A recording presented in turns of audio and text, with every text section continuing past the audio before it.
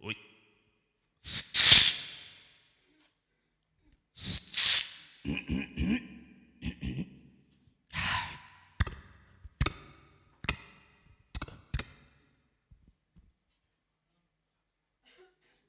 Hallo? Hallo? Mooi. Mooi. Ah,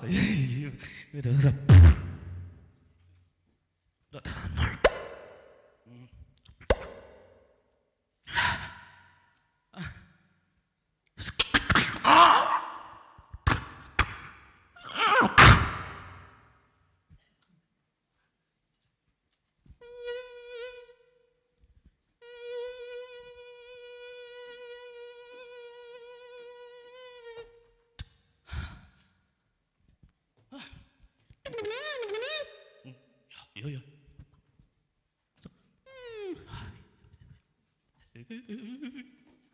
はい。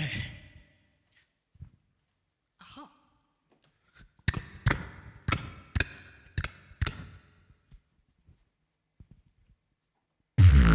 よ、ディグディグディ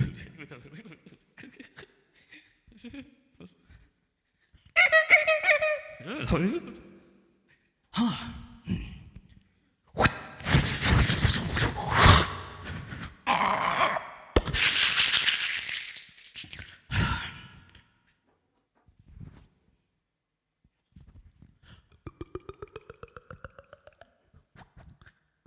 Cheers.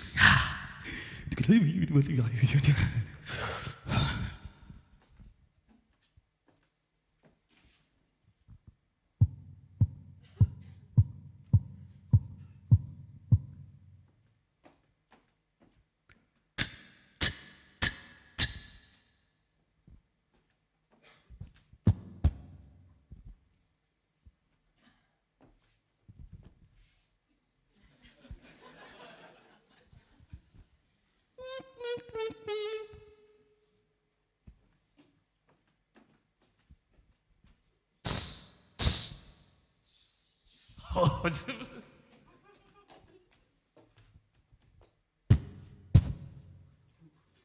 oh, yo, deze keer. Ja.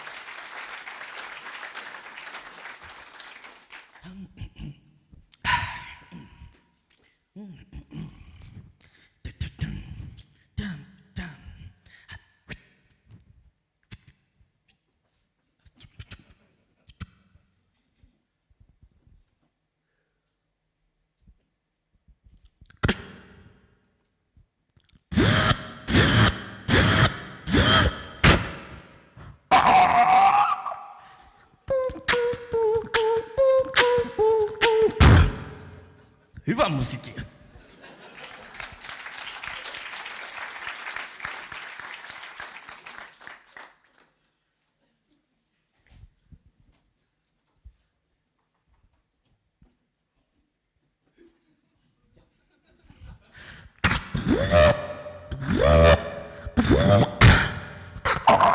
Resilience, resilience, resilience, resilience, important, resilience.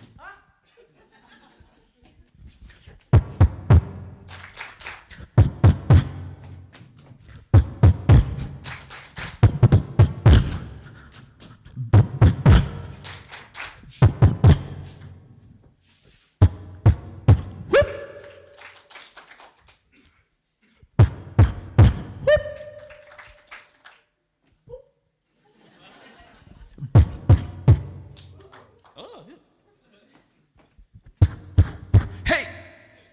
Ah!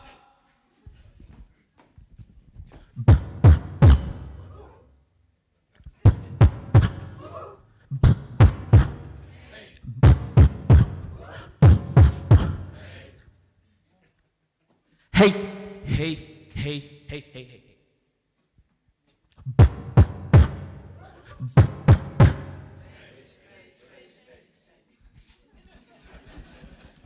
Ha!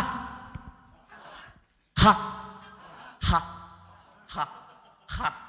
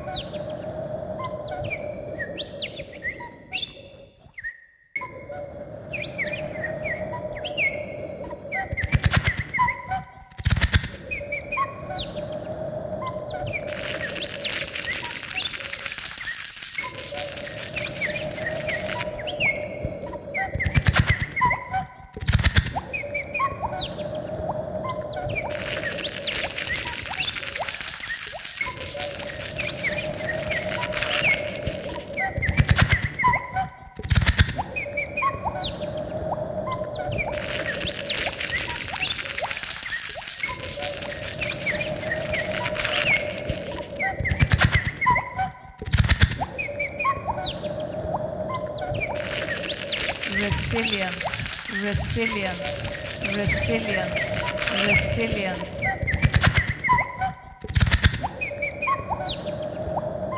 Resilience, resilience, resilience.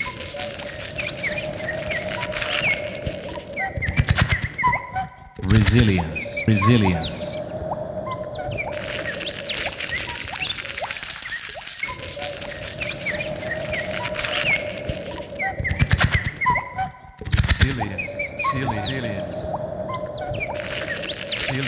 Resilience.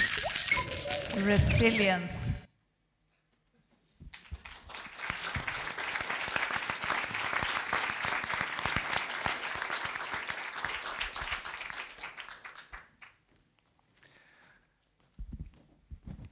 Okay, ladies and gentlemen, let's give it up one more time for the one and only amazingly talented Diego Machado, aka Diego MP3. Wow, what a way to kick things off here. When Diego was a little boy in Sao Paulo, Brazil, his father took him to a nearby forest and taught him how to make bird sounds in order to attract birds. Now he's making all kinds of sounds and making waves and attracting audiences all around the world. So thank you so much for making a great start for a great day. Thank you, Diego.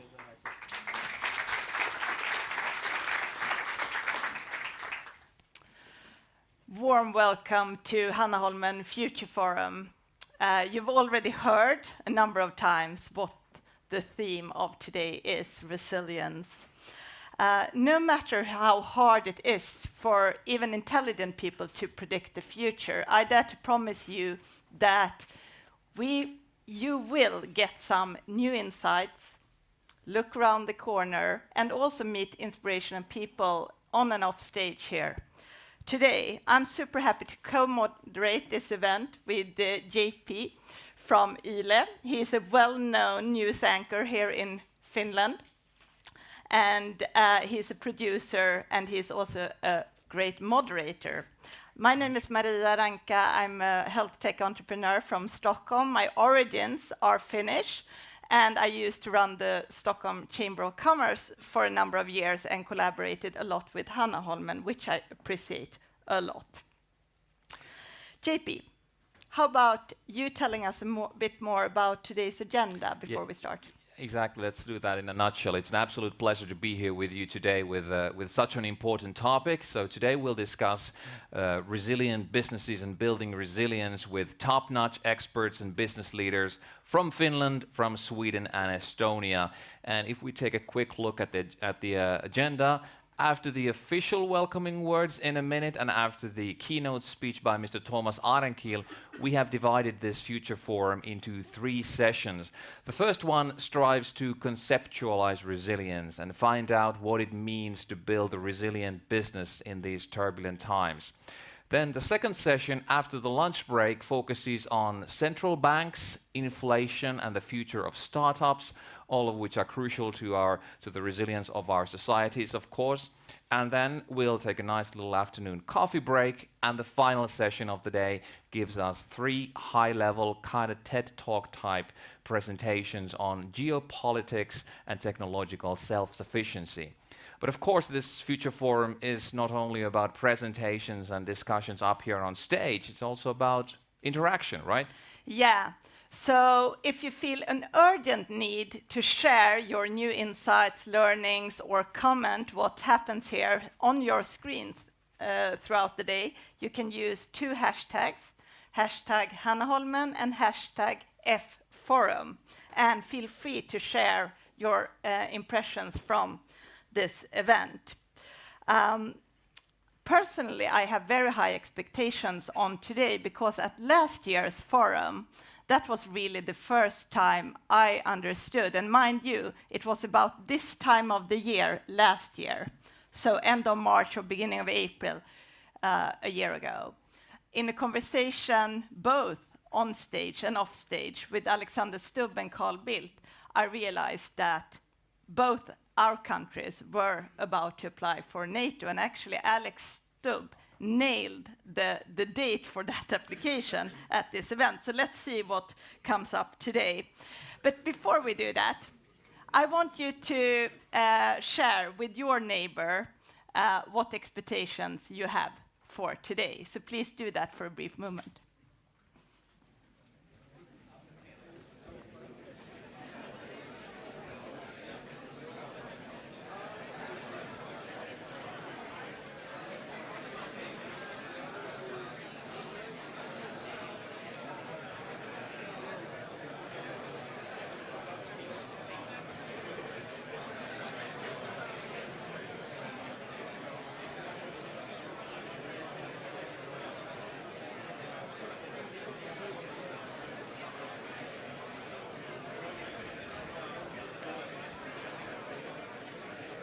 Okay, thank you. I think that was a great warm-up. You can see the room is buzzing already. Thank you. What a great warm-up. Sounds like You've got lots of expectations for today, and no wonder, it's hardly surprising, bearing in mind all that's going on in the world today. We can continue these discussions during the day. Thank you, dear audience. Okay, we should have never done this. Please, hey, thank you once more. Thank you for coming here. And now, if ever, is time for honest, open discussions and expert views to help us navigate these stormy seas. So once more, on behalf of us, thank you for coming here and welcome all the people here at the venue at Hanaholmen, as well as all of you following the live online stream. Now everything's ready and it's time to get started. And for the official welcoming words, it's my pleasure to introduce CEO of Hanaholmen, Ms. Gunvor Kronman.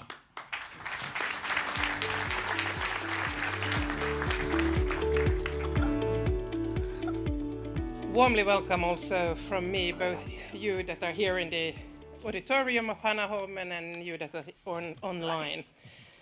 What doesn't kill you makes you stronger. This was a quote by the philosopher Friedrich Nietzsche, and actually also my late former mother-in-law. Being able to bounce back from tough experiences is key for all societies and for all companies as well, especially in times of extremism, political frictions, and unsecure markets. And it's pure negligence not to talk about business resilience in times like this. At Hanaholmen Future Forum 2023, we will delve into the area of business resilience through looking at geopolitical risks, technological self-sufficiency, and the role of startups and corporations in building a strong and resilient business sector, as we heard just a minute ago. But this is also really crucial for building strong societies in the Nordic region. And therefore, you will hear a lot of prominent experts from both Sweden, Finland, and Estonia today. So, dear audience, join us today for this important discussion and get engaged with the speakers and the fellow participants in what the role of business in building resilient societies could and should be. Now, more than in a very long time, the interdependencies of economy, geopolitics, and political decision-making has become very clear. The relation between Finland and Sweden is in a historic, intense phase right now. So much is happening. And not only in defense and security, although I really would like us to nail one date for Sweden today, if we can. New cooperation ground is covered in so many other sectors as well right now. We are reinventing the opportunities in joining forces in research, in business, in infrastructure building, and in learning about each other. The sometimes lukewarm Swedish interest in Finland in the past is gone, and it's turned hot instead. The relation has become equal and balanced for real. So we should not waste this opportunity to build resilience together for us and for the whole Baltic region. Hanaholmen Future Forum is an exclusive event arranged on a yearly basis here at Hanaholmen in Espoo. Future Forum is Hanaholmen's largest annual business seminar where important topics are discussed, topics that affect companies in the Nordic and the Baltic countries now and in the future. And Future Forum is an invite-only event. Attendees here today are presidents, CEOs, board members, ambassadors, managing directors, partners, professors, and journalists from all these three countries. This year, after the lunch break, we will also be joined by a group of future Swedish diplomats that are here for their training. Also this an example of how close our relations are today. We have a fantastic list of speakers today, and thank you all for taking the time to address the Future Forum. I think also experience is important in difficult times, and therefore we have two very experienced persons here today that will share their experiences of tackling crises, looking into the future. I'm happy to welcome Thomas Henrik Ilves, former President of the Republic of Estonia, a very experienced diplomat, academic, and political leader. I'm also very happy to welcome a special person here today that has been described as the modest man from Finnish boonies and whose career has been one forged in crisis. He's been known as the person who can get things done even in very difficult conditions. This person is the long-time serving governor of the Swedish Central Bank, Sveriges Riksbank, Stefan Ingves, and he has been awarded the Central Banking Award 23 for his lifetime achievements. I'm really glad that both of you are here and we can listen to you today in the light of the overall theme of resilience. You certainly know what that takes. We always want to improve and develop this forum. Don't hesitate to give us feedback and suggestions how we can do a better job next year, or propose themes or speakers that you would like to see here. I want to thank the Future Forum Steering Group for all the valuable support you've given us in planning this event.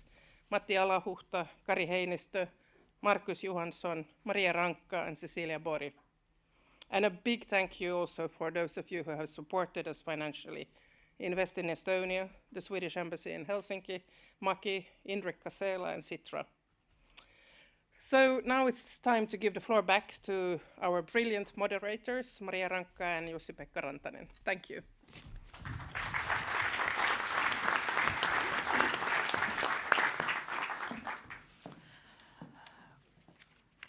We will start with one of those macro trends that affects all countries, citizens, businesses, and of course, policymakers.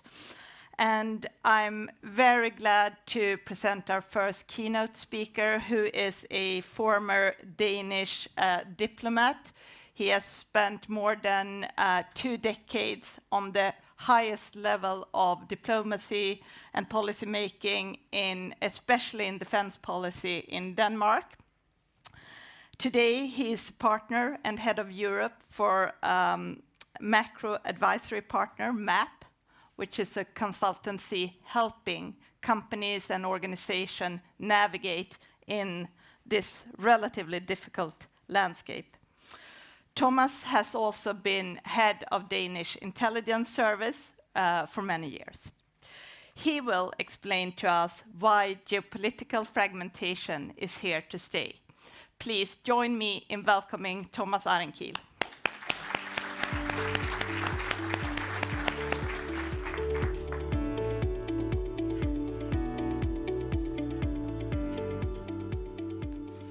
Well, thank you very much for those kind words of welcome. I should say that whenever I give these speeches, normally it takes between an hour and a half. So today I have been given 15 minutes, and this must be a sign, I guess, of sort of Nordic-Baltic efficiency. We don't spend that much time discussing things when they are evident. But it also means that I will have to be rather brief, and perhaps also leave out some of the finer details, but I hope that you will bear over with me in that. So what I will do is to share some thoughts on the broader geopolitical trends as we see them at Macro Advisory Partners, and when we advise some of the largest corporates in the world, but also a lot of Scandinavian, Nordic companies, and of course broader European companies. So my key message here today is that geopolitical fragmentation is here to stay. We are moving from an era of globalization to a new era where politics, policies, and not least geopolitics will become more important for the economic business environment. When looking at the world today, it seems like a perfect storm. We have a major land war in Europe. We have geopolitical tensions, a climate crisis, inflation, high energy prices, and consequently we also have a cost of living crisis, and increased uncertainty about the global economic and recently also financial outlook. The broader story, however, is one of fragmentation. Flows of goods, services, I would even say capital, people, data, and ideas between different islands of the global economy are becoming politicized and even weaponized. We had an open bracket in history after the end of the Cold War. We saw a world that was focused on economic integration, on convergence, free markets, and a maximalist emphasis on efficiency. It was a very supportive environment for businesses and for asset prices in, I would say, a low inflation environment. That is now being replaced by a world that is fragmenting, that is interventionist, and with more volatile inflation. This regime change began with the financial crisis in 2008. It was followed with the geopolitical tensions with China, Brexit, COVID, and the ensuing supply chain crisis. But the open bracket really came to a symbolic end on the 24th of February last year with Russia's invasion of Ukraine. But this invasion crystallized a broader set of trends, namely that we begin to prioritize resilience over efficiency. The need to build resilience is seen in the push for more defense spending, investments in energy security, in the form of fossil fuels as an alternative to Russian gas, but also in renewables to build climate resilience, and building geostrategic resilience in the company's operations and supply chains. The regime change means that we are increasingly paying insurance premiums to build resilience with higher costs, with more volatility, and more inflation as a consequence. It is a more challenging environment for businesses. The nexus between the global economy and geopolitics is tightening, and more elements of commercial activity are becoming politicized. But while it is more difficult to maneuver, this development also holds opportunities for those that can navigate the new geopolitical realities. So I'll spend a couple of minutes on talking about what are the two main forces of geopolitical fragmentation as I see them. The first and foremost is, of course, the geostrategic rivalry between China and the United States. This rivalry has been intensifying over the last decade as China has moved up the value chain. The US has grown increasingly concerned about the implications of China's rise. This concern was initially focused on the unbalanced and what they saw as unfair trade practices, but it has expanded to include Chinese control over important supply chains, including rare earths, raw materials. It has also portrayed into China's territorial assertiveness over Taiwan and the South China Sea, and not least China's ambition to become a global leader in new and innovative technologies. And as China has become more assertive on the global stage, the US, and also I would say the global West, is reacting. What began under President Trump has continued and indeed intensified under the administration of President Biden. Bipartisan support in Congress for a tough stance and a hard line against China is likely to continue and even intensify in the years to come. Initiatives such as US trade sanctions, export controls are likely to continue. We will see it on semiconductors, well, we have seen it on semiconductors, we have seen it on the forced labor legislation, and it will most likely be followed up in other areas, such as health, green technologies, and biotechnology.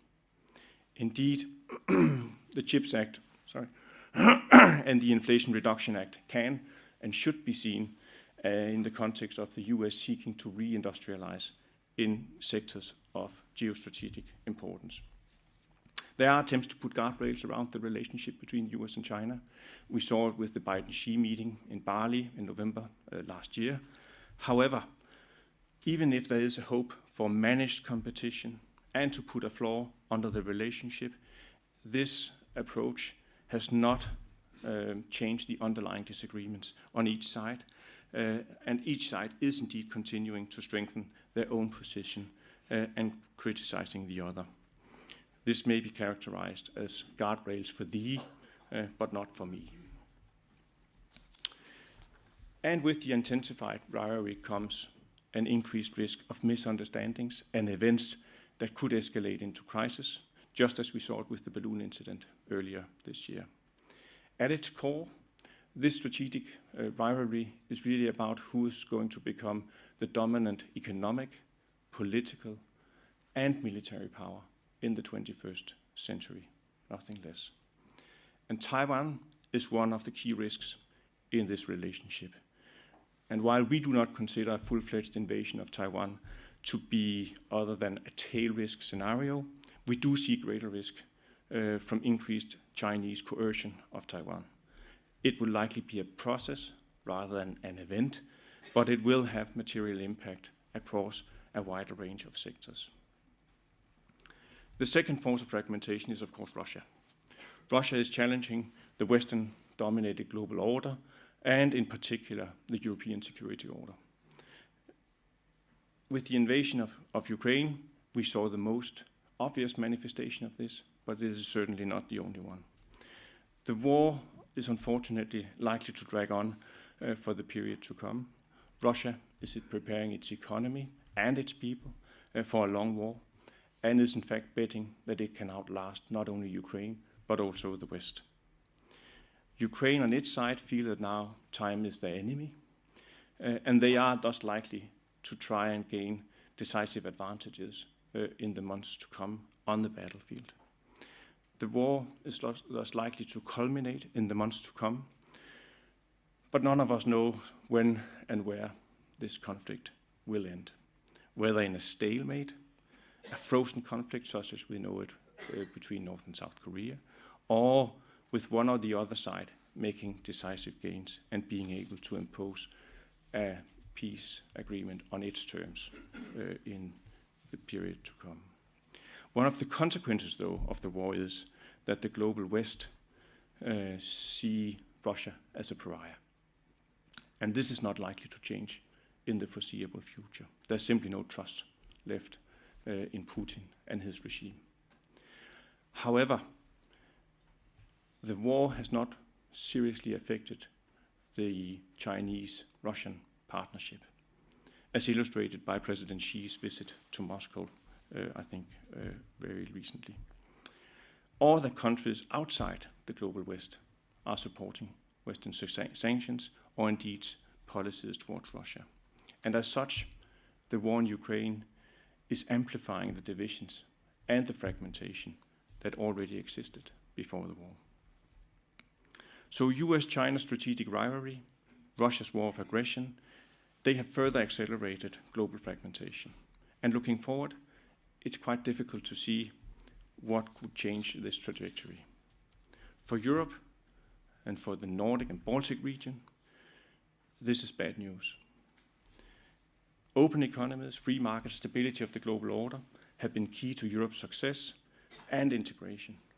So far, the European Union has adopted a strategy of trying to balance between the US and China, while, in the words of Commission President von der Leyen, not being equidistant between the two. So where the US is seeking to decouple from China, the EU is trying to diversify, or as von der Leyen says, de-risk the relationship with China.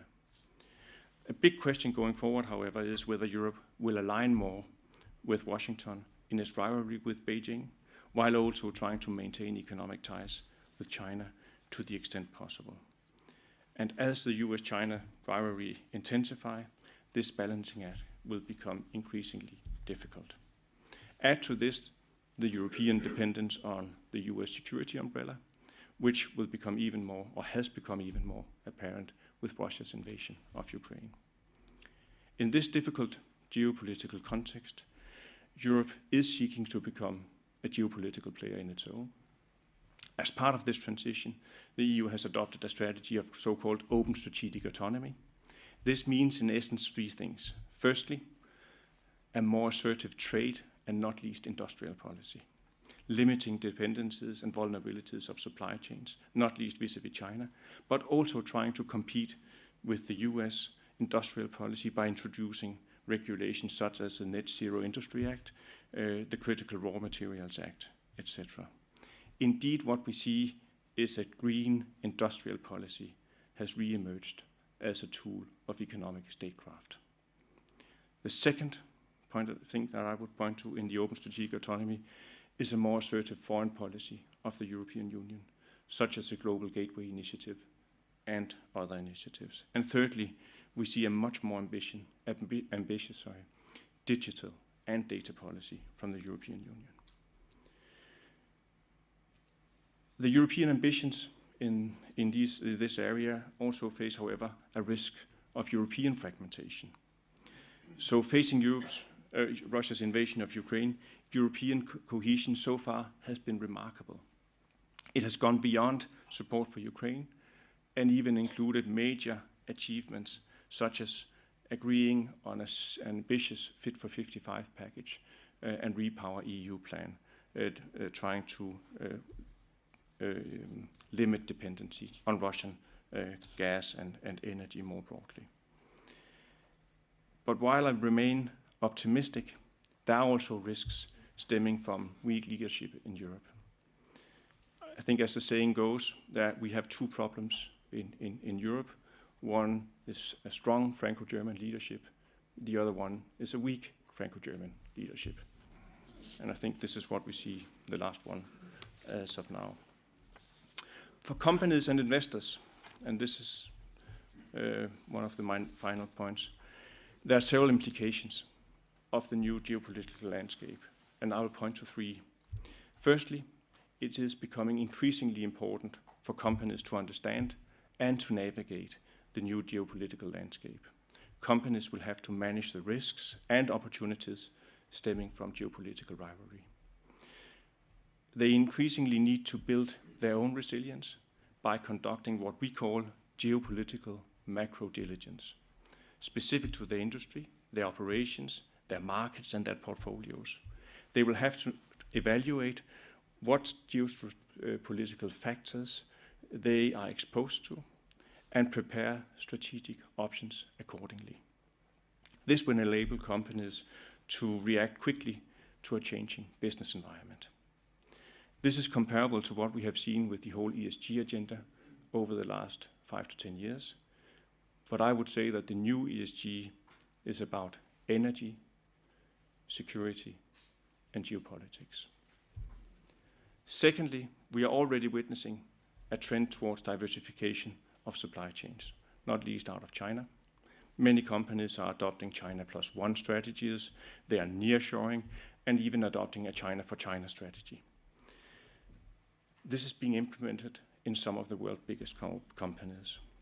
But while these trends are real and they play out in the political circle and indeed in the boardrooms, if we look at the macro numbers, we don't really see it playing out yet. I do believe that this is likely to change moving forward. Thirdly, we often assist companies and investors in identifying different geopolitical scenarios. Scenarios that allows them to better understand how the world could develop and how they will be affected. The scenarios enable companies to design and to implement mitigating strategies and activities leading to better decisions. So going forward, we will probably see globalization being replaced with what I would frame as either sort of choppy globalization or even partial deglobalization, where the globalization that we have known continues in some sectors of the economy, while in other, and that is in the strategic sectors, however they are defined, fragmentation will be more prominent. But there will also be other darker scenarios in which globalization will be replaced by competition, rivalry, and even conflict, where we move towards perhaps what I would phrase a Cold War scenario with two blocks forming, or a scenario in which different geopolitical archipelagos develop more or less independently from each other. So to conclude, navigating this fragmented world is a major challenge for companies and for investors. For those that succeed, however, it also presents significant opportunities. And I will conclude by highlighting three such opportunities. First, as the EU seeks to balance between the US and China, European companies may benefit from China's reopening as foreign but not American investors. Secondly, the influx of government incentives in priority areas such as high-tech manufacturing, clean energy, supply chain resilience, that will reshape the business fundamentals across many sectors. And finally, the energy transition will transform the global commodities landscape with commercial opportunities in new geographies, rich in critical minerals, and indeed in renewables potential. So with that, thank you for your attention.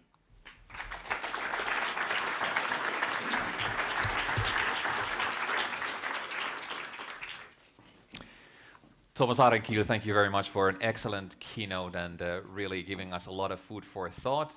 This laid a great foundation for our upcoming speakers and discussions, so thank you so much. Now, this geopolitical fragmentation that Mr. Arenkiel talked about, it's really one of the key drivers, megatrends, that forces us to develop that business resilience and resilient, successful economies for that matter. Now, in this first session, we'll strive to conceptualize that resilience and talk about what it means to build those companies. What does it take to build resilient businesses in these globalized geopolitical times? And can we keep on doing what we've done over the past several decades, or do we need a new kind of approach? And what do we even mean when we talk about resilience? Big questions, big issues, and in order to tackle those, we have divided this session into two parts. First, we'll begin with two highly acclaimed academics and with a slightly more theoretical perspective, and then we'll invite three business leaders to join the discussion and have a little bit more focus on that business side of things. And at the very end, if we have time before the lunch break, we can have maybe take one or two questions from the floor as well, so keep that in mind. So now it's my pleasure to welcome our first two panelists. Please give a warm welcome to a leading expert in the Foresight and Strategy Unit of the Finnish Innovation Fund, Sitra, Mr. Timo Hämäläinen.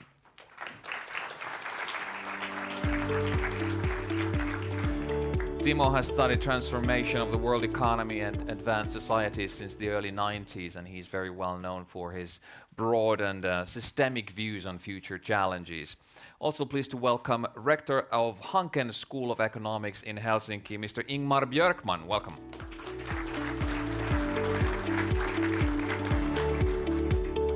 Previously, Ingmar has worked as Dean and Professor at Aalto University School of Business, and in his research he has focused on people management of international organizations. So, gentlemen, let's begin with the very basics. How do we define resilience? Ingmar, what is resilience? Well, resilience basically is how do you react to, bounce back from, and lay the foundation for the future when facing really adverse situations. Resilience in itself is not a new term, although it is a little bit of a buzzword these days.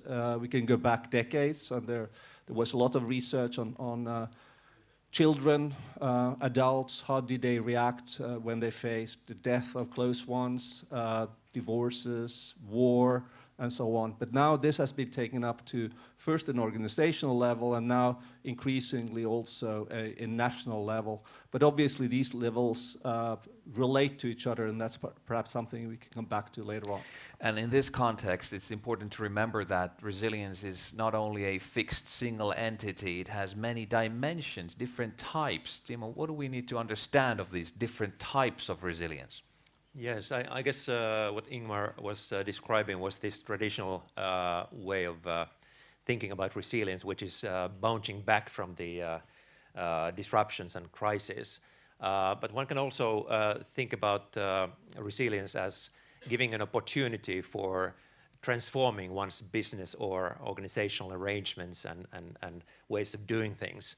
And one could call that futures resilience or transformative resilience. And I think that in the current environment of rapid change and increasing complexity and uncertainty, this type of resilience is becoming increasingly important, not only because we have to transform our organizations to be more sustainable for the future. You've talked about restorative, adaptive, and transformative resilience. So is transformative better than the other types of resilience at this moment in time? I think we need both the ability to maintain our current activities, but at the same time we need to build this kind of transformative resilience because the operating environment is changing so rapidly that we cannot stay put. We have to face the new challenges and we have to even anticipate the future challenges. And Timo has claimed that we live in the middle of a general governance crisis, which means that our post-World War II organizations, our social institutions, our long-term planning, etc., it doesn't work anymore. The basic design of our society is simply not resilient anymore. Ingmar, how do you feel about this pretty bold statement?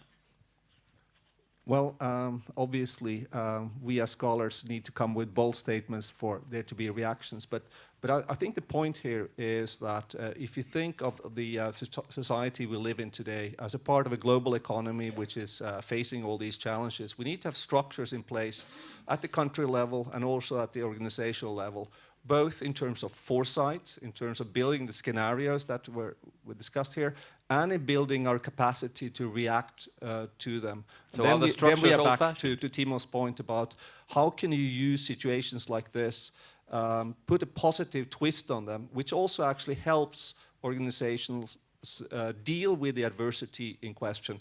So you can react by trying to strengthen the existing way to operate, or you can react by coming up with positive aspects to it. And that actually energizes also the organization in question. So if the structures are kind of old-fashioned, if we stick to that sort of societal level, that 3,000-foot viewpoint, what do we need to do in order to strengthen the resilience of our societies, Nordic and Baltic, Timo? I think the main thrust is that we need to increase the diversity of our thinking and the alternatives of our practical operations. We need to be ready for surprising events, and therefore we need more capabilities to act in different kinds of situations. And that has to do with our mental frames and our ways of seeing the world. We need to have diversity in our thinking, but also have various alternatives in terms of practical operations. We need to have different kinds of options, no matter what comes. What kinds of tools would you emphasize, Ingmar? I would also argue that we need diversity in terms of people. There is a big debate in Finland now ahead of the elections on Sunday about Finland needing more people from different backgrounds. And I certainly think that this is one of the key issues when it comes to the resilience of Finland as a country. We need to put in place the structures, but also the change of mindset that allows us to be competitive in an international market for talent, not only to attract people, but to integrate them and make them feel as important parts of society, which would then also strengthen the social cohesion of society. So in order to have a resilient society, we need to have resilient individuals. So in that vein, what's the role of the university sector that you represent here? Well, obviously the university sector represents many pieces of the big puzzle that we are discussing today. One being that the universities are responsible for providing the basic, obviously, knowledge level, competence level of the society. We talk a lot about the innovativeness of society, but unless we have people who are actually doing this, unless we focus enough on building those or training those masters, those PhDs and so on, we will not be successful in terms of how we react to the adverse conditions that we are facing. Timo. I would like to perhaps add one dimension to our discussion of future competencies, or the competencies that we need in today's world. And that is that we tend to talk about reskilling our workforce, which means that when the old skills become outdated, we need to offer opportunities for building new skills. But there's research from developmental psychologists which suggests that we also need to broaden our mindsets. they call this challenge as a vertical growth challenge. It means that besides building new skills, we also need to facilitate individual growth, also in adulthood, not only in our education system. And some of the big companies in globally, and also some consultancies are now working on this challenge and trying to help organizations to broaden the mindsets of their employees and management. And that's I think, a new challenge that we have to discuss. So that's the so-called lifelong learning, which is crucial for resilience as well. I would like to come back, before we invite our business leaders on stage, to one of the things that Mr. Tuomas Ahrenkiel pointed out in his keynote, and I know that Timo has also talked about. It's kind of the trade-off between efficiency and resilience. They are in some way like polar opposites. So Ingmar, would you say that we need to be a little bit less efficient in order to be more resilient? The problem with a focus on efficiency is that you don't have the slack, you don't have the capacity to react. The China plus one strategy, the nearshoring, for instance, addresses the issue that if you're too dependent on one location, the factory or the world, if something happens, it influences your operations globally. If you don't have the financial resources to bounce back when you're facing short-term adverse conditions in the markets, if you don't have people with different background, not necessarily only those competences that you need today, you are not in a good position going forward after having tackled that short-term crisis. Timo, how do you feel about that? Yes, I think we've focused on, as Thomas suggested, on this efficiency maximization for maybe 2 or 3 decades already. And we've seen the results now when we've neglected resilience to a certain extent in this past crisis. And now I think it's obvious to all of us that we need more resilience, but I guess the next question is that how should we build that resilience? What does it require? And I would argue that the whole society actually needs that kind of rethinking. For example, in Finland, I think our whole socioeconomic model was built on increasing efficiency and productivity. And it's still important, but we need to add resilience now to this policy discussion. And then if you link this back again to corporations, we need resilient leaders. There was one of the great patriarchs of Finland, Ville Valfors, who was the CEO of Wärtsilä for 35 years. He apparently had a saying that "hahaneetti no go shit" was the question. And what's the point here? Well, when appointing people to central positions, you look at whether or not they have gone through hardship. Have they been able to make sense of the situations? Have they learned from it? And are they able also to get support from others that you need? If we don't have resilient leaders leading our organizations, it will be hard for these organizations to be resilient in themselves. It's not the only aspect, but it is one important one. That was a great lead-in for us to bring in some resilient leaders with business insight, with experience, expertise. So we're happy to welcome 3 seasoned and highly appreciated business leaders. Ladies first, dear audience, please join me in welcoming CEO and Chairman of the Management Board of Express Group, Ms. Mari-Liis Ryytsalu.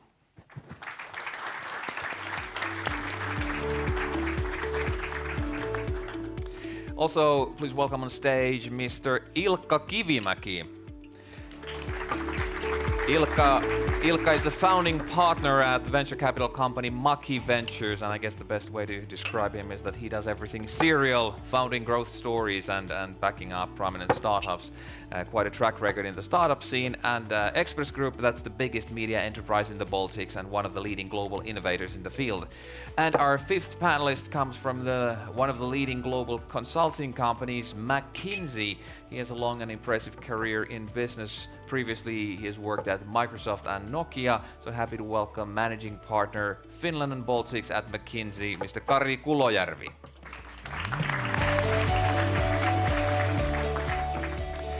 So we just agreed that resilient businesses are hugely important for societies, but I guess the big question for you is how resilient are our Nordic and Baltic companies? Kari, from scale 1 to 10, how resilient are we? Well, that's a tough question.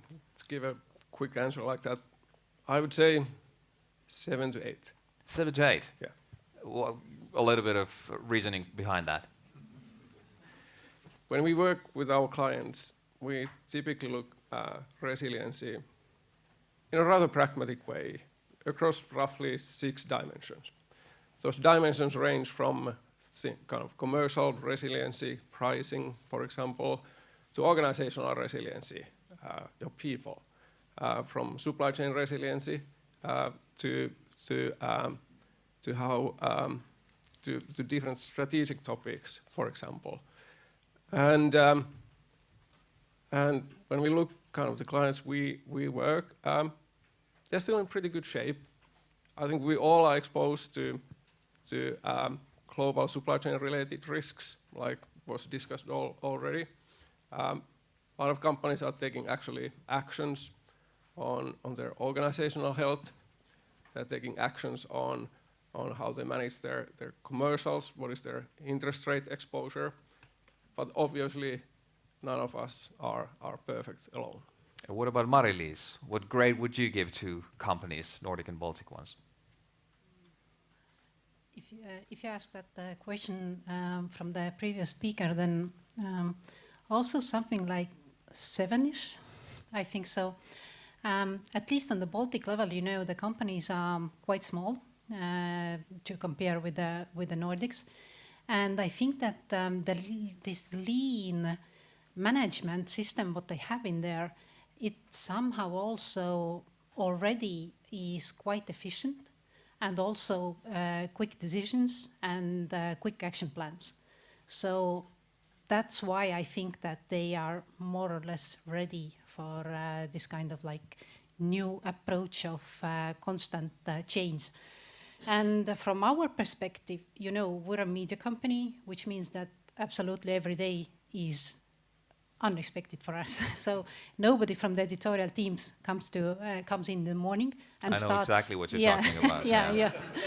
So, and you will not start what you finished yesterday at 5 o'clock. So there are new topics absolutely every day, and you don't know what's coming. So I think that in our case, it's already in our DNA. So, Kari, Ilkka, is there a difference between the resilience of different kinds of companies, big corporations, SMEs, startups? Well, I think that that's exactly the key then. And I think that in general in the Nordics, people have to look into different countries and we need to kind of understand what's going around. So I think that in general it's really good. But then kind of if going into the small end, in general you could say that the startup resilience is very low because most of the startups fail. But those ones that survive, they have actually are 10 out of 10 because then you have the right team that understands in which market they work and can solve the problems on the fly that are, well, the startup life is only about the problem solving every day, like 24/7. So in that sense, the best companies really are the machines that are making the change. You're going with 10? I'm going 10 out of 10 for those startups that are getting into the scaling phase. That's very good. Let's bring some more challenges. Thomas pointed out the role of and the risk of China. Kari, is China a resilience risk? Should we go with the US and cut our ties to China? Well, perhaps the way I would answer this, I don't want to go really deep into geopolitics, not the best expert there for sure. But personally, I have been involved in building China-based supply chains for the last 20 years. Many of us are, if we are honest. It has taken decades. Unwinding that won't happen very fast. It takes years, if not decades, if you've seen what has taken place there. So no matter what, and I think it was said even, there are activities, China Plus One, and other good initiatives.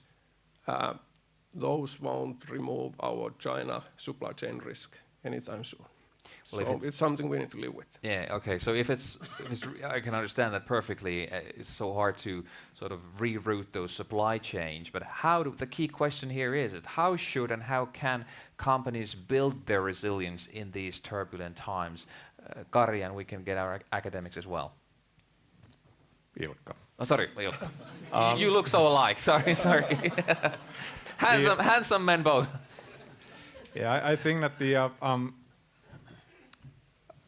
for most of, if really looking from the startup perspective, when companies are building their supply chains, it's really easy that you can do the different models there and kind of avoid just standing on a one foot.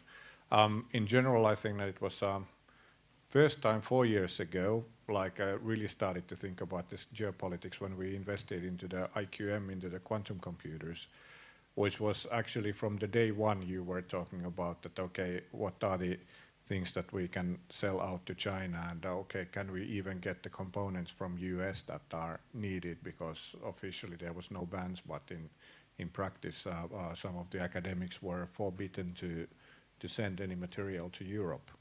And that was kind of opening the eyes, at least for me, for good, that okay, in every company you need to be thinking from day one that okay, how do we position in the global theater? What about Ingmar? What would you say to the companies? Well, I'm back to what already has been discussed to some extent here. What are the different scenarios, and within those, how would your company be influenced? And of course, that depends on the industry, it depends on the company in terms of the value chains that you have put in place. But thinking about even the black swans, the unlikely events, and how they would possibly impact negatively on our operations is important. So the China plus one, at least from a theoretical perspective, makes lots of sense. Timo. Yes, I would emphasize two things. One is this, which Ingmar was referring to, which is the increasing the cognitive diversity in the organization, i.e. the different ways of thinking and also different kinds of employees. And the other is to increase the number of organizational alternatives and strategic alternatives which you can implement if something surprising happens. But you need both. If you don't have enough thinking diversity, you don't recognize the new opportunities and threats. But that's not enough if you don't have the operational capability to do different things and not the one that you're doing. So how do these ideas apply to the media industry? Yes, from the resilience point of view, we have had very good practice, like with the COVID, of course, then now with the war, and we have been trained very well from that side. And our responsibility towards the society is also a little bit different, covering the topics. And it has been, like in COVID times, we learned how to digitalize our business in a very fast pace. At the moment, we already have 80% of our revenues digital. So, and COVID helped. We had like this COVID bump, like it was a couple of years ago, the Trump bump for the New York Times. And this helped us to digitalize our business very fast. So we saw an opportunity in there, even though that in the beginning we saw that all the revenues were declining, what happened in the COVID times.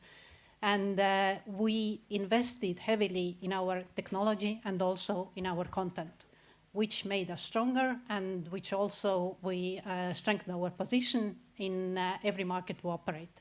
So that was like, from looking back, it was like beneficial for us. COVID was, of course, a huge crisis, but we are right now living in the middle of all kinds of crises: geopolitical crisis, governance, climate change, debt, inflation, and so on and so forth. So Kari, now how do we turn a crisis into an opportunity? Well, we have actually done a lot of research on this topic, and research shows it's actually pretty clear that the companies who keep investing into their future during crises like this or events like this, and don't just focus on cost cutting, but make sure that they place their strategic bets and invest on those, will actually come out from cycles like this much stronger. And when you think about it, it's pretty obvious. And the research also shows that those companies will benefit from the actions they took during times like this for years to come when compared to their competition. What if you don't have resources to invest? I think the job for the management of the company always is to make trade-offs, to make sure that the resources are where they are needed for the future, but I understand that there are practical challenges sometimes. Ilkka, any words of advice for business leaders in these difficult times? Well, I think that first of all, I think that the venture capital is exactly what we are talking, that we are always kind of looking for the crisis and opportunities, and I think that's really the key, that when there is any crisis, there is always opening the opportunities. And now looking at all of the biggest, like the food, textile industry, logistics, even primary energy, which was like looking from our point of view, that building new companies into the primary energy side, if somebody would have been saying 5 years ago that not going to happen, that the minimum ticket is 100 million. Well, now there is lots of doors open, and lots of small companies and mid-sized companies that are actually entering those markets because of these crises and changes. Kari. Actually, I would like to go shortly back to the discussion you had before us around kind of being efficient, or efficient being a trade-off to the resiliency. If I may challenge that a bit, one could say actually that being efficient, it has plenty of good attributes for resiliency as well, because efficiency to me isn't just having lowest cost supply chain or something like that. Like being efficient means that you're typically, hopefully, flexible, fast to react. Profitable is good for resiliency because you have more room to maneuver, going back to the discussion we just had. So there are plenty of good attributes being efficient. So it depends on how you define exactly efficiency. Timo, how would you reply to this? And also, I guess whether you are at the frontier of efficiency and resilience. I mean, if you have unnecessary inefficiencies in your organization, and so it's clear that you can improve efficiency without sacrificing resilience, and vice versa. But if you're right at the sort of frontier between these two, it might become a real issue, especially if you only maximize efficiency and pay no attention to resilience. Ingmar. At the risk of sounding too academic here, I think there is a distinction that we need to make between efficiency and effectiveness. Efficiency, you work within, you optimize within the boundaries. Effectiveness, you do the right things. And if you talk about effectiveness, then I agree. Efficiency has the problem if you optimize too tightly around a certain way to operate, then it becomes not very flexible. And also, if it's too tightly linked, the risk of problems somewhere in the organization will lead to huge problems elsewhere. These are insights that are decades old, but I think they really hold when we talk about resilience. This is why we have academics on the panel. Thank you for clarifying that. Now, go ahead. In the beginning, I promised that I might squeeze in one or two questions from the floor. We have there one, so please use the mic and press the button on there in the middle, and when you see the red light, go ahead. Thanks a lot, JP. I'm Jussi Seppälä, CEO of Strategic Communications, Hopeasepät. Thanks for the excellent discussion.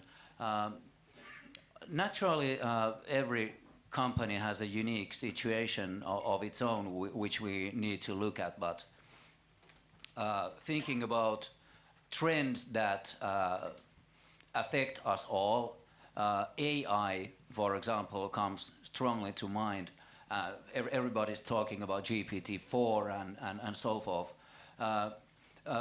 I guess Timo might have an opinion about how AI might affect, for example, transformative resilience, but can you foresee some even more strategic level implications? Thank you. Thank you very much for a great question. Timo, would you like to Oh, this pick is a the ball? tough one. I must admit, I'm not an expert in AI, so I would pass on the baton to somebody else on the panel if That's you have something we ideas. use in the media business quite a lot, Mari-Liis. I'm not also an expert to AI, but yes, this is a very big question in the air at the moment. There are all the platforms are rushing out with their AI into the public at the moment. And there has been a question reason, which is very good that it is there, that why are we rushing? What are the benefits of the platforms, what have been already released, and what is the danger behind that? Nobody has talked about the ethics. Nobody has talked, okay, there are already some talks about that. And also about, when you use those tools, we have been talking now for 10 years and teaching people how to be critical about the sources where you get your information. But at the moment, from the AI platforms, you don't even get the sources or the links to the information. So you have to double check that anyway. And of course, there will come all the other problems with the rights of the information used and everything. So it's a very big topic. Let's get Ilkka's and Kari's 2 cents, Ilkka. Yeah, I think that it's exactly that. It's a crazily big topic that is relevant for everyone, but I think that really we have seen the first 0.5% of the change, that nothing has happened yet. And that's why I think that now it's maybe too early, but for most people, very good time to think that, okay, what could it be for us? And I think that when looking 10 years ahead from now and looking back, I think that now it would have been a time to do the really crazily good decisions and kind of understand how it works, because I think that it's just there is so many opportunities around it. And Kari, just in a nutshell. So we have talked a lot about scenarios as part of managing resilience, like scenarios from kind of macro scenarios can go all the way down to your inventory management scenarios and everything in between. I think AI will help a lot. Like it will help to build scenarios in various different kind of scenarios, because AI fundamentally is an analytical tool that processes huge amounts of data, and kind of used right, it can really help in resilience planning. So thank you for a great question, and I don't want to steal too much time from your lunch break, so let me ask our panelists one final question, and that's simply, if you could leave us with one single thought today regarding our topic, what would it be, Ingmar? Use adverse situations to come up with something positive. ChatGPT in universities, killing universities because we cannot ask students to write essays or to have that kind of exams, or use it to your advantage. Ask them to do it and then criticize the answers. So bring twist it to something positive. Mari-Liis, your final thought on resilience. Yeah, it was a very good thought, that use the situations to make you stronger. So always make a decision what not to do, and then afterwards what to do with the decisions and also with the situation of the crisis where you are at the moment. That balance between fast thinking and not panicking, that's a good one. Ilkka. Well, first I thought that I would say that every change is an opportunity, but I think that we said it already, so then I need to say now that the startups are saving the world. That's a great one-liner. We like that. Yeah, good. And Kari. Well, we didn't really have time to talk about people too much, so perhaps that would be my closing thought, because in the end, we are managing resiliency, and there's a lot of anxiety and other feelings. So while doing all the other strategic actions, I think we need to focus on our mental health and making sure that our employees and organizations are doing well. Very valuable point. And finally, Timo. Yeah. I think we have all now realized that we need this resilience in the future. The next challenge is to understand how to develop it in our organizations and in our society.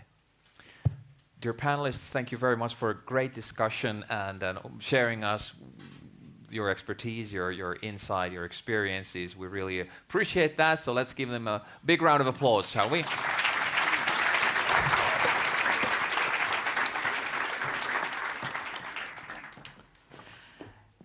One of my favorite quotes of Winston Churchill comes to mind when I listen to this panel: never waste a good crisis. Thank you so much for a lot of food for thought. Now it's time for food for the body. So lunch break until 1:15 p.m., but please be back around 1:10 so we can start on time. And if there is a line outside the dining hall, walk further, because there are plenty of food stations, or at least more than one. So welcome to lunch.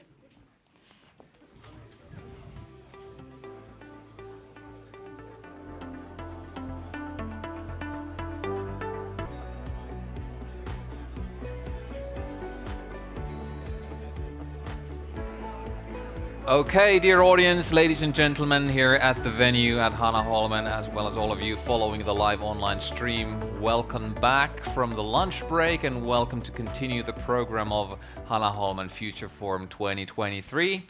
I hope you all had a great lunch and now we have recharged our batteries for the rest of the day. And we've got an afternoon coffee break coming up in about an hour, so we should be fine. Now, in the morning, we started the day by painting the big picture, conceptualizing resilience, what's it all about and how should we define it, how should we react to it, and now we'll dig a little bit deeper. Yeah. Coming up is a highly topical conversation on central banks and inflation. And I will be joined shortly on stage by two very prominent economists, senior economists, and they both have experience both from public and private sector, from academia, and we heard from Gunvor in the morning that Stefan Ingves, the former governor of the Swedish Riksbank, recently received this very prominent award. But what Gunvor didn't mention is that Stefan Ingves is also honorary doctor at Hanken, and I think that is worth mentioning since we are in Helsinki. And Stefan will be discussing with Lena Murtinen from the Ministry of Finance here in Helsinki. She's a permanent Undersecretary of State, and she also has a very long background both in public and private sector, and is a macroeconomist. So, well, let me just quickly mention that after this discussion on central banks and inflation, we'll talk more about the future of startups and how to build resilient startup companies. What's their role in strengthening Nordic and Baltic societies, and what does the future of startup landscape look like? We've got three excellent entrepreneurs ready to tackle that subject. But without any further ado, I'll give the floor to Maria. Okay, so Lena and Stefan, please join me on stage.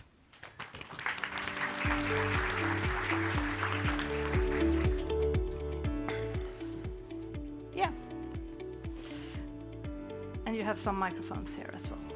So this is a future forum, so we are supposed to talk a lot about the future and what's next. But I think in order to do that in a sort of structured way, it might be a good idea to just sort of look back and maybe you could give your perspectives on how we ended up where we are, because we came from a situation with zero rate policies for a long time, or very low interest rate policies, hardly no inflation, even deflation in certain sectors. And now we're in this situation, and I think no need to talk about like exactly what's going on, because most people in this room are fully aware of high interest rates and even higher inflation, of course. So Stefan, would you like to start to give a background on how we ended up where we are? Well, in an uncertain world, you're always going to end up somewhere else compared to what you thought. It's not really harder than that. And then the way the human mind works is that we always think that we know, or like to think that we know where we're going. And then particularly in small, very, very open economies, you just have to live with the fact that something happens, and then you have to deal with it. What you can focus on and concentrate on is try to avoid major mistakes that you have engineered at home on your own. Yeah. But the rest is kind of comes from the outside, and that's a given, and you just have to eat it and live with it. And that has something to do also with this conference, because that's also about resilience. And resilience is essentially about having the capacity to deal with the unknown. That's what it is. It's all about. In this case, when we're talking about inflation, what I think also matters, and matters quite a lot, is the time perspective. And yes, you started out saying inflation used to be too low, but that's in a very short time perspective. If you look at it from 100 years, 200 years, or in the case of Sweden, because we have actually a time series that goes back to the 1200s. Average inflation is 2.1 or something like that. But having said that, it's absolutely clear that things never really normalized the way many expected things to normalize, because all of a sudden you have a pandemic showing up out of the blue, and there is no living memory of how you actually deal with that, neither on the side of dealing with the pandemic as such, nor when it comes to economic policies in the context of an ongoing pandemic. And then of course, everything changes compared to thinking that things would be normal and inflation would stay fairly close to 2%. That wasn't the case. And then after that, when you close down all these economies and things hopefully will normalize, then we ended up with a war. And then we know what has happened to food prices and energy prices and all those things. And you just have to do your best and live with that as best as you and do your best. Thank you. And before we let Lena elaborate a bit on also where we are and how we ended up here, Stefan, you started to talk about avoiding homemade problems.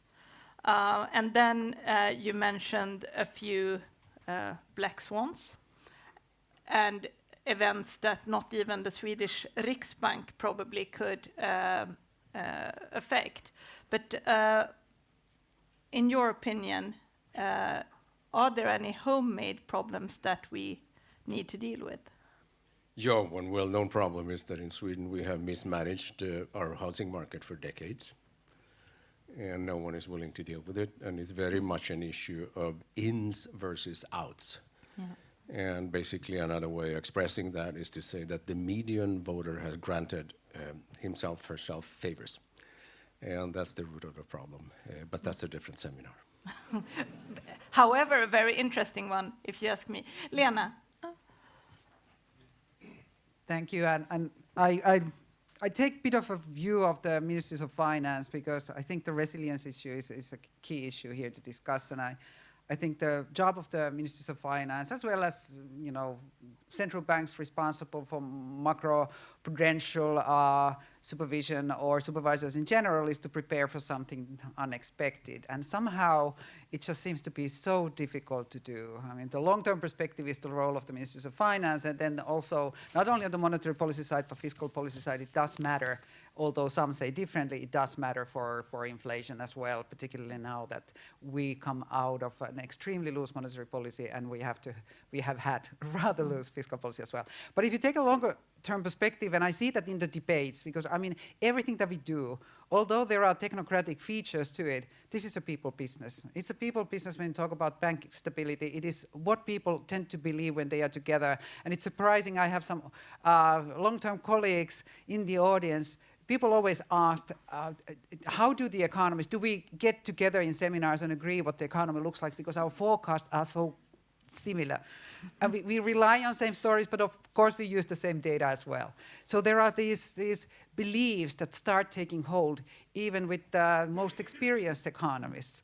And it was interesting to see over the period of time when the globalization was really a strong driving force, how we couldn't really explain why there seemed to be a savings glut. There seemed to be a lot of savings coming to the market, and at the same time, not enough investments. And we saw the money sort of flowing. There was carry trade before the financial crisis. It went to wrong places for wrong reasons. And even if you raise the rates, trying to calm things down, actually money flew more towards exactly where you didn't want it to go. So it was difficult to control. So something in the global system and the liberalization of financial markets more widely caused a huge savings cut. And at the same time, we also moved from having the local labor force into global labor force. So there were drivers in a thing that was sort of quite understandable, at least to me, that it was pushing the inflation down, and of course central banks followed suit, and the rates were very low because there was demand and supply problem on the side of savings, too much savings versus investment. But then something changed drastically when we had the global financial crisis, and to me, looking at it from the point of view, again, from what people tend to believe, before that crisis, a lot of the important, really powerful and sort of a leader type of central bankers and policymakers said that, don't interfere with markets. Markets are always right. So, I mean, politicians were pushed aside saying, don't do too much because markets will set the price right. They can price the risk. If you interfere, you mix things up. But when the crisis happened, the global financial crisis, then all of a sudden it turned on a dime, 180 degrees, and then all of a sudden markets were always wrong. And since then, everything has become political, because when we started moving away from globalization, because there were also political pressures in pushing that direction, all of a sudden, politics started to spread. It wasn't only that you have to have tougher regulation on banks, because we realized that, banking, the system doesn't really price systemic risk. So somehow there has to be huge buffers on banks in order for them to prepare for that unexpected that we've been discussing, for them to be resilient. But it sort of continued from that because we kept on being hit by crisis. And of course, COVID was extremely, it was an exogenous shock, no matter what you hear about, different laboratories having a role there. It still spread like a wildfire. And in our wildest dreams, although we had that scenario, so it is known, unknown, we had a scenario that there could be a pandemic. It sort of turned out to be much wider and much quicker than we thought. And we had to start thinking about things. And what worried me the most is that we ended up bailing out everybody. We didn't only discuss bailing out banks, and bailing out banks is always very sensitive. Nobody likes banks, frankly, so that's why nobody wants to bail them out either. But when you start talking about the normal companies, non-financial companies and people, then government money started playing a huge role, and everything became even more political. And what do you think is going to happen when this geopolitical, geoeconomic thing progresses? Now we are in a war of aggression started by Russia, completely unfairly in Ukraine, and we have an energy market change of the speed and magnitude that we've never seen before because of that development. When things are geopolitical, they are always political. So now everything that used to be economic policy is always politics as well. And it's politics towards the third countries. It is about the US Inflation Reduction Act, it's about Chinese subsidies, it's about the green transition, our technologies, strategic interests. And that makes it impossible for technocrat who looks at the data and tries to devise a simple machine that automatically reacts. It cannot. So I fully agree with Stefan on the fact that we just have to be prepared even for the world that is political as a small open economy. But that takes extremely clever design on how to survive in geopolitics and geoeconomics, which is the game for large countries and large economic areas, and still come out as a winner and protect your democratic model and your values. Yeah, and I think that is a very, very good starting point for the rest of this discussion. If we come back to where we are right now and where we're headed, and the theme or headline of this seminar is, or this session is, have central bank lost their ability to control inflation? You're talking about clever design and intelligent decisions. And so, Stefan, with all your experience, What? No. Yes. Yes, with all your experience. No. I mean, if history gives us any guidance, clearly you can control inflation. I mean, just look at the time series, and that's the conclusion. But then it's not always easy to do it because it's always sensitive, because when you have inflation, you have winners and losers, and you have a debate about that. And then there is a tendency, because that's the way the human mind works, to have always people looking for a free lunch, thinking that there is a better way, or there is an easier way of sort of controlling things. But ultimately, at the end of the day, it's all about aggregate demand and aggregate supply, and how you control that, and that is clearly doable. Preparing for this seminar, I looked at what has happened in the past, and history never repeats itself. But on the other hand, you can find episodes in the past that are not identical but somewhat similar. And one particular case that comes to my mind is basically what is called the Korean War inflation in the early 1950s. Because then you had a spike due to the war and various supply constraints, and then a few years later, inflation came down. Then if we're talking specifically about Finland and Sweden, we have a pretty bad period in the 70s, 80s, and early 90s, where we made collectively over and over again made the same mistakes, and that created too much inflation for quite a long time. And then we have now gone through a long period with very low inflation, and that essentially means that the inflation targets, the way they have been designed in different parts of the world with slight differences, have never sort of been fully tested when inflation is too high. Yeah. And that's the episode that we have to deal with going ahead. And are the tools that you have in the toolbox, are they still relevant? And how would you use these tools if you were giving advice to your No, I don't give advice to those who actually run central banks nowadays, because I've done it for 17 years myself. And then you get new advice every day from much wiser people than what you are yourself. So I'm not telling them, and it's not my job to tell them what to do and what not to do. But generally speaking, when it comes to dealing with inflation and the monetary aspects of inflation, there is no lack of instruments. So you can always get the thing go to where you want it to go. The hard part here, when we're talking about this, in our types of democracies and economies, is how to get inflation down in an orderly way. That's really the challenges. And you sort of referred earlier to this idea that we can control things, and that you have kind of engineers sitting in the boiler room, tweaking the levers and doing this and that. That's the hard part, because there is always this idea, particularly when you read the newspapers, that somebody is in charge, and these guys are in total control of what's going on. And how come they can't make this happen without pain tomorrow? But in the real world, it's much more complicated than that. But having said that, this will probably differ in different parts of the world and between different countries, also depending on how the economy actually functions and what you do or do not do on the fiscal side. Because on the fiscal side, you can actually, in a bad scenario, sort of undo monetary policy. And that's quite a challenge. Yeah, again, easy to agree.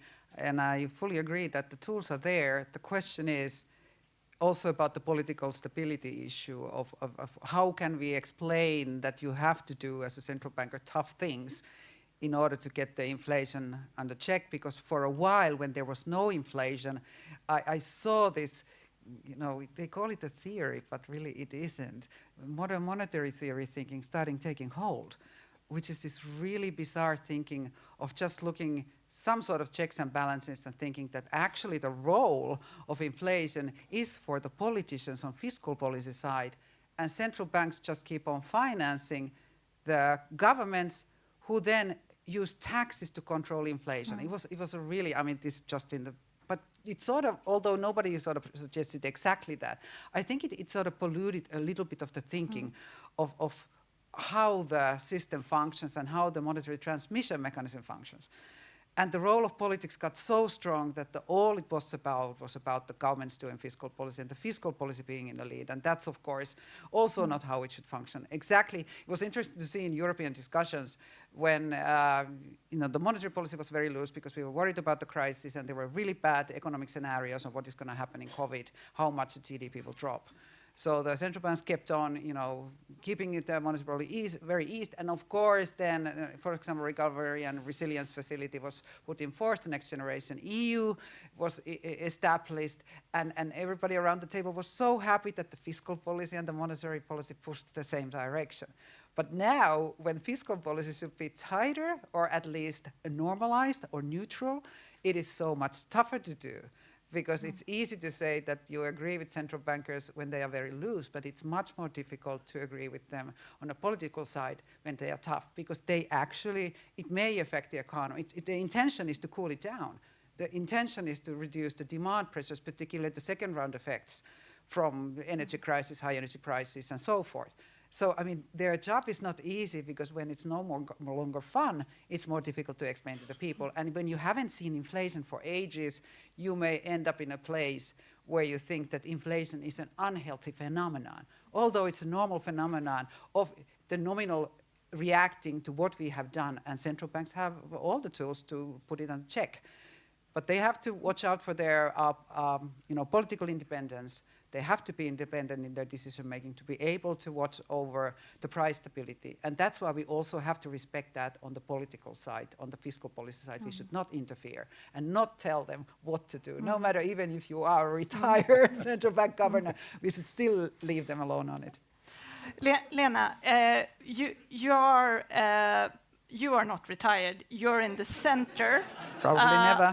You're in the center of economic policy making in this country right now, and in this close little circle, I think many of us, we are curious about not only the theories, but like, how are you reasoning for the time being? What are your biggest concerns, challenging? Can you give us a little bit of flesh on the bones on sort of how your morning meetings sound these days?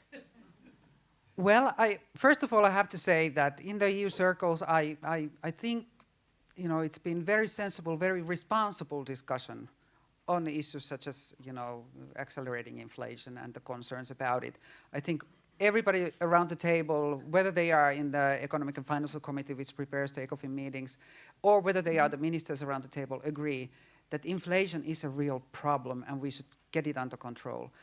There has been discussion about well-targeted, temporary, tailored instruments, but you can believe it is the most impossible thing to do, well-targeted, tailored, and temporary instruments when you are in a hurry. And politicians are under enormous pressure because people are completely confused how this got out of check so very quickly. So I think it is sensible, they are responsible, and yet their hands are tied, and they tend to then do what they can, which is creating quickly tools that are usually wider and help a bigger bunch of people than they actually would be necessary. So not the weakest parts of the society, but perhaps even the middle class and upper class, or they can't even differentiate, because we've been actually discussing, can you build two-tier pricing models for energy and whatnot, how to make a sensible energy support measures for the weakest ones, and that is extremely expensive, and it's extremely expensive no matter how you do it. So I think they are squeezed hard, but they are not irresponsible. They try the best, but we don't have a toolkit in our box, unlike central bankers, who have immediately, they know what they should do when they see the price stability being threatened. But that is not for the fiscal policy side to do, and they don't have that available, particularly as a shock is like this. So I have full sympathy for their difficulties, and I do think that they do their best. But they rely on us as well, and perhaps we haven't been quick enough in creating tools. But the discussion is ongoing in Europe, that there will be a next winter. And we will see then what happens with energy prices as well. So we have to be prepared. And I think that is a very relevant, very responsible discussion, and it has to do with the policy coordination in the European level, and I think that is ongoing. And I'm proud of all the politicians around the table because they actually are engaging in. I mean, there is always a tendency when you deal with these things, and particularly if you come from the academic side, to think that you can optimize and that you can fine-tune things. Yeah. But in real life, it's a lot harder than that. Because actually, the effort it takes to get to a decision-making point is very often just enormous in itself. And when you eventually decide, there is no way that you can know in detail where you will end up. So there is certainly a difference between theory and practice when it comes to this. But we do know, and we do know quite well, how not to do things, and I'm not going to spend time on that, but you can read up on Argentina and a few Venezuela and a few other places, and you'll get some very, very clear lessons about how to mess things up on a grand scale in a very systematic way. So don't go down that route. And what I do think is important when it comes to the two countries that we're focusing on today is that for the past 200 years, on average, we have done the right thing. Otherwise, Finland wouldn't be the happiest country in the world. I mean, so we tend to get organized eventually, but from time to time, we run things into the ditch. And then people get upset because the standard of living starts falling, and then we reorganize things in such a way that we put the pieces back together. I know your situation, but I'm free to say whatever I want, so I'm going to say it. Finland does have a problem with its fiscal.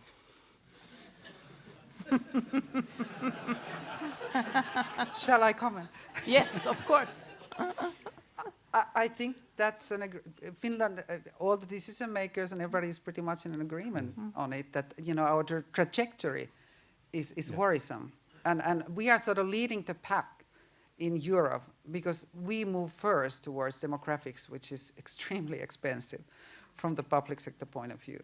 And at the same time, I mean, there's an enormous shock to Finland because the eastern border is basically closed and dead. So we are an island again. So reinvent yourself in this situation. It takes quite a bit of courage, but it also takes a bit of time to figure it out.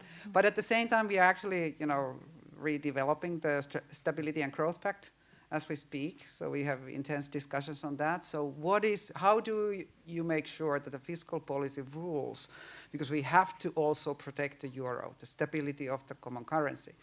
How do the fiscal policy rules react in such a way or induce you to react in such a way that you build buffers in good times? If we only had them to build buffers, and then you could be resilient and use them in bad times. Now, this has been a very bad time for Finland because ever since the global financial crisis, we've been taking a hit one after another.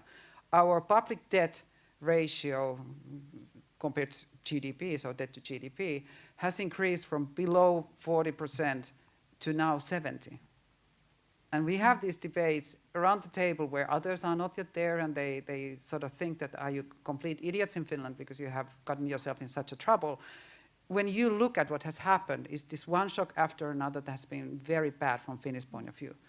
And we go back to the issue, which is the view of the, the government has been, even though it is in a caretaker mode now, is still the thing that we need a very good private sector. We need the private sector to grow in order for us to have something to tax and build those buffers. So this is a huge question when we do the transition, green and digital and all the things that we need to do, that we do them in such a way that they are not as something done only with public money, but the private sector has a huge role. And then we come to the constraints that we have, which is, for example, a key one, which is lack of labor, because everybody's aging.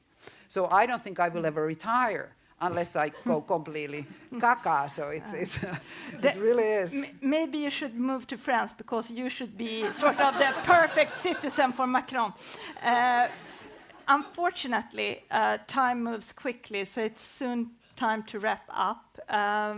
Without giving any advice to the current central bankers, could you please just say a few words to the people here at the seminar? You know, if you could actually give us any advice on how to think about resilience and navigating in these times from of course, a macroeconomic perspective. Yes. Thanks. And let me use some sort of experiences I have from the early 90s when I was head of the Bank Restructuring Agency and dealing with our banking crisis in Sweden.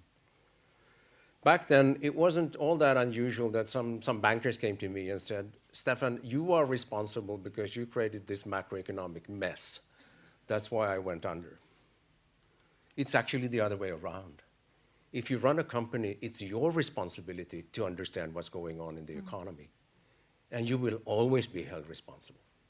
So you actually need to spend a bit of time understanding what's going on in the world, and there is no free lunch. And the best way to survive, that is to adjust and adapt as quickly as possible. Absolutely. This is, completely true. And I have to say that, don't delude yourself in thinking that the world is somehow normal. In these times when we talk about these huge mega trends of geoeconomics and even G20 wondering whether it can stay together, and we talk about the global south and whether the Western countries can align themselves, you have to do scenario analysis. You have to prepare for unexpected. We've had discussions whether unexpected is something you can prepare for, but at least you have to make sure that you're resilient enough, and then you come to the issue of your balance sheet. And I think private sector will have to take care of it as well as the public sector. All of us have to prepare in a similar manner. Thanks. And on that very realistic note, it's time to say thank you.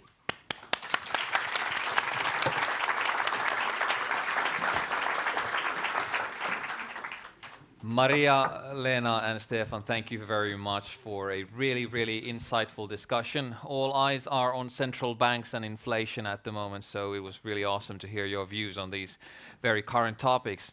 Now, central bank actions and inflation, they are very important to companies, big and small, including startups.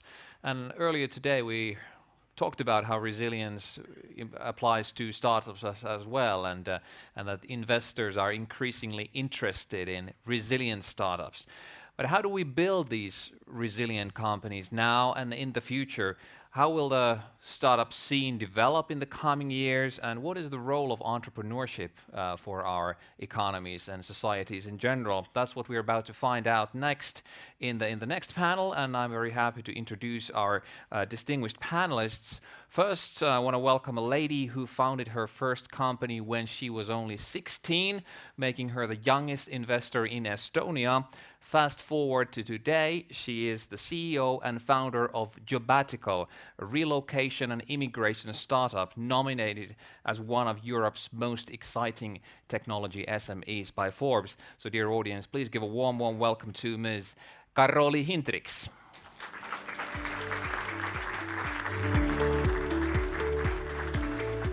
Our second panelist is a Finnish startup star with accolades from Forbes and the magazine Wired. Many of you know him as a former CEO of Slush, one of the leading tech and investor events in the world. Now he leads a tech company, Volt, that focuses on food delivery. Please welcome CEO of Volt and head of DoorDash International, Mr. Miki Kuusi.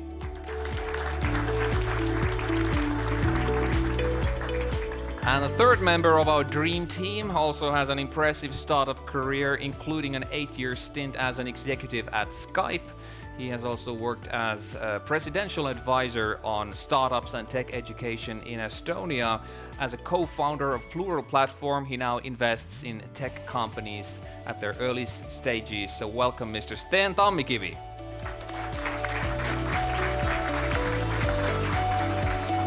And moderating this discussion, we're very pleased to have a real startup expert herself. She's a former entrepreneur in residence at Lifeline Ventures, known for investing very early in many success stories, including Volt.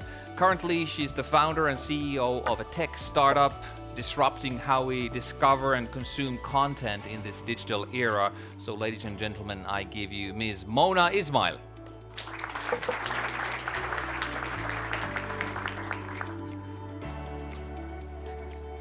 Okay, so let's start. Great to have you, Karoli, Miko, and Miki, and Sten here today. I don't want to start off that depressing, but we will touch upon the current climate right now. And I have a question for Sten. So with the looming recession, what strategy or advices would you give to companies to survive the economic downturn and, remain resilient? I think the and sorry, Miki, you didn't get the clothing colors memo. So I think the good news here for us here in the corner of Europe with the small countries applying tech to different problems in the world is that, building back to the point earlier, there is a lot of inflation in the world. If there is anything deflationary, it's still the cost of technology. Like if you want to build companies, if you want to change people's lives, there's no cheaper, faster, better way of doing that than applying technology in smart ways. Estonian startup scene has been an example of that. Basically, in the last 15 years, we've gone from, in 2006, the Estonian investment in early stage tech companies was 6 million euros per year. Now we're running 1,400 startups in a country of 1.2 million people. 1% of the working population is employed in startups. 3% of GDP comes from startups. We raised 1.2 billion in early stage capital last year, and we brought home 2.4 billion as tech export from those startups. And this is just startups. The grown-up companies added to that is like 8% of the GDP. And so I think in very simple terms, I think the advice is that let's use the brains and the skills here. Let's apply technology to the massive problems ahead of the world. Is it in health, education, climate, like all of these things are ripe for solutions.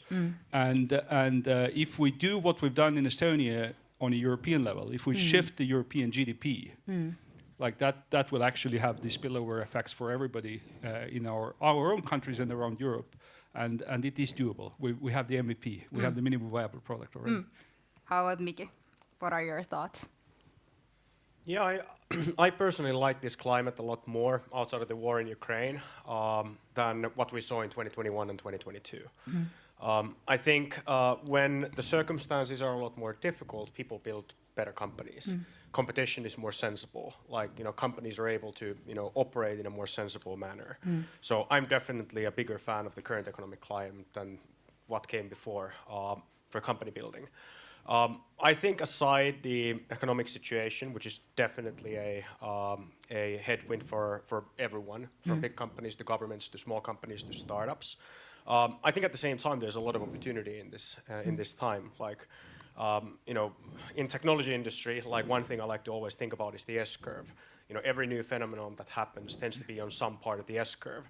S-curve meaning that people usually see very early the opportunities provided by new technology, whether it's like mobile or AI or the internet or something else. And then what tends to happen is that we overestimate in the short term, there's kind of valley of death, it was not a real thing after all, and then long term we actually underestimate the impact. Mobile being a good example, like in the 1990s people were very excited about mobile, and it took 20 years to actually get there in terms of usage and technology and so forth. I've been asking myself related to AI for the last decade, where in the S-curve are we? And my answer for the last decade has been it's the first part of the S-curve. And I changed my opinion in the last 2 weeks after interacting with GPT-4, like the latest generative AI model from OpenAI. And I came to the conclusion that now we're in the early part of the second curve. So I think even with the economic situation, the looming recession, everything, I think we are in a very, very interesting time right now. And I don't think people fully realize like how big of an influence this is going to have on the world. Love the optimistic view. What about you, Karoli? Yeah, very much agree. But so today I have like around 100 employees, and I like to run skip level meetings. So basically it's a meeting, no manager, just the team. And I ask some questions, and then they ask me questions. And one of the things that keeps on coming up, it pumps up, and is the Karoli, we know, we are the startup and we have to, but could we just change a little bit less and not so fast and not so often? And my answer to every time I give the same answer, I can give you one promise. The promise is every day we will be changing. Change is our middle name. Like the one thing that you have to get used to in this company is to change. So we have to train our change muscle every day, because And it will be uncomfortable. Every day it's uncomfortable. That uncomfortable is what takes us to the future. And honestly, like every story is different. My startup story is anything but linear. I mean, we pivot to the company that we had been building 4 years, started to do a completely new thing, moving people. 7 months later, COVID hit. Like, there's so much change that we have gotten used to, and we are amazing at change. And I think this is, but as a company, I can train my team, I can train myself, but I think what is the important part is the environment and basically the framework that we are navigating. And today, I mean, for example, as we are expanding to so many new countries, I have started to learn to know why Estonia has so many unicorns.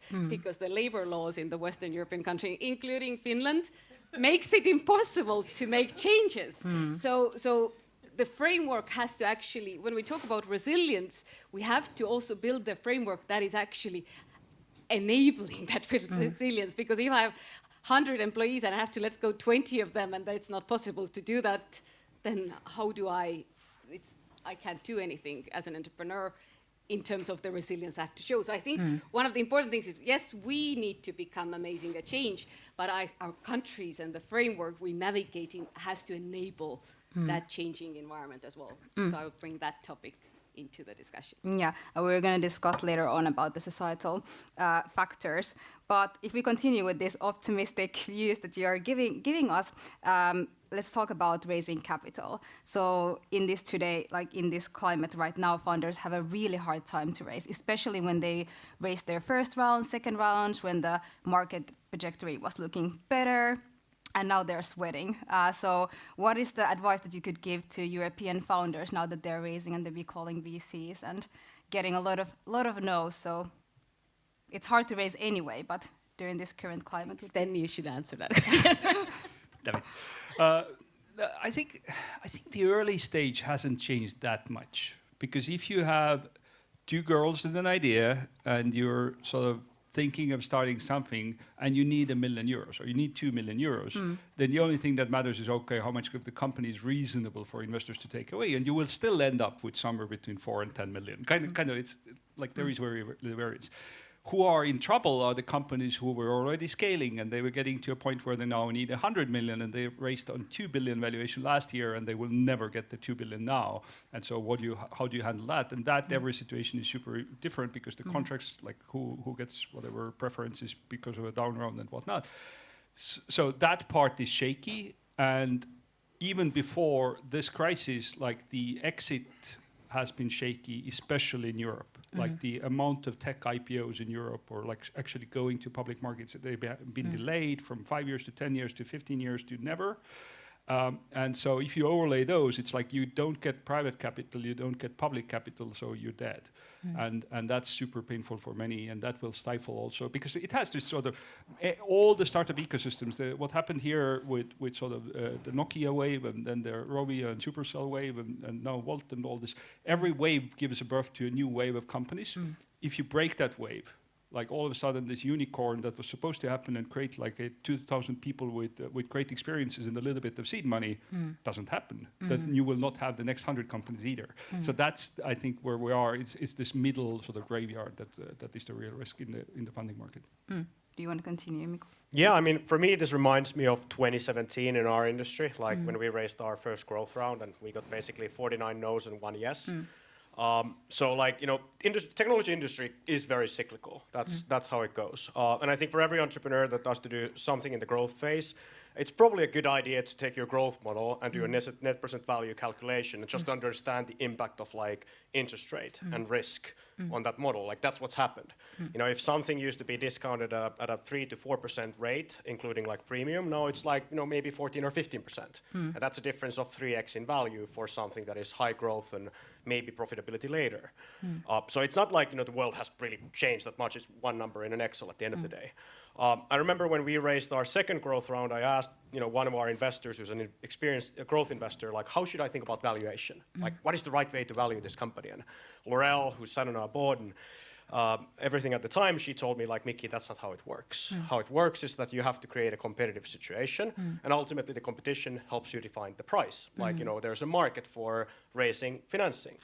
And now the issue at the moment is that everyone is very careful. So that market is at the moment, like very easily becomes a market of none or a market of one.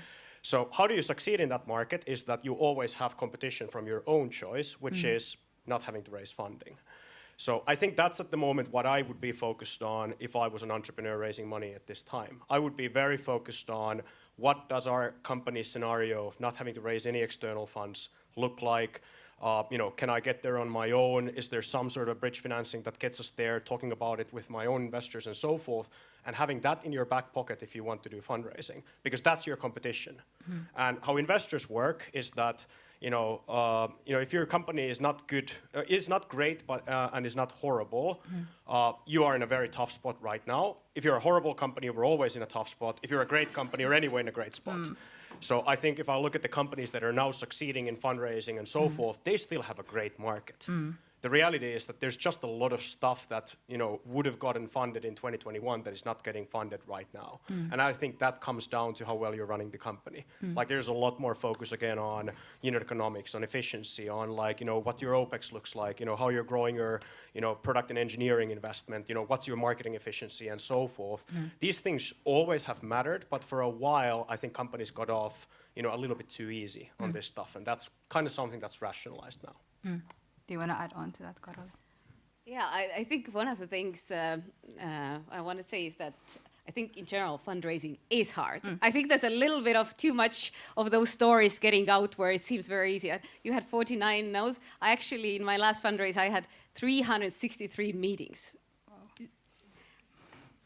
So it doesn't probably help that last year in Central Eastern Europe only 1% of all the total funding went to female founders, but in general fundraising is hard, and I think in that sense this is part of the job that we are doing. So it's not. It has gotten harder, as you said. If you're a great company versus average, and if you're an awful company, but in general it is hard. I think one of the definite things that, and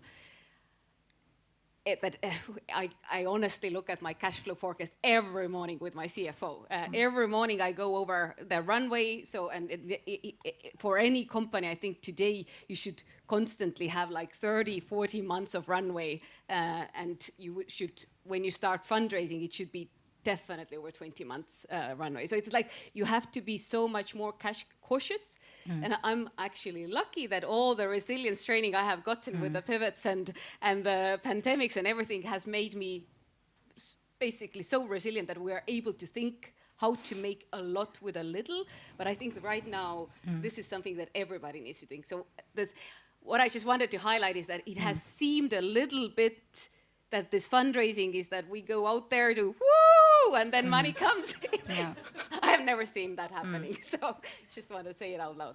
I think it's also like how the media reports around fundraising. So it looks like a company just raised 100 million and just put it feels like it was like one call, and they got the 100 million in the bank. But it's not. It's hard. Yeah.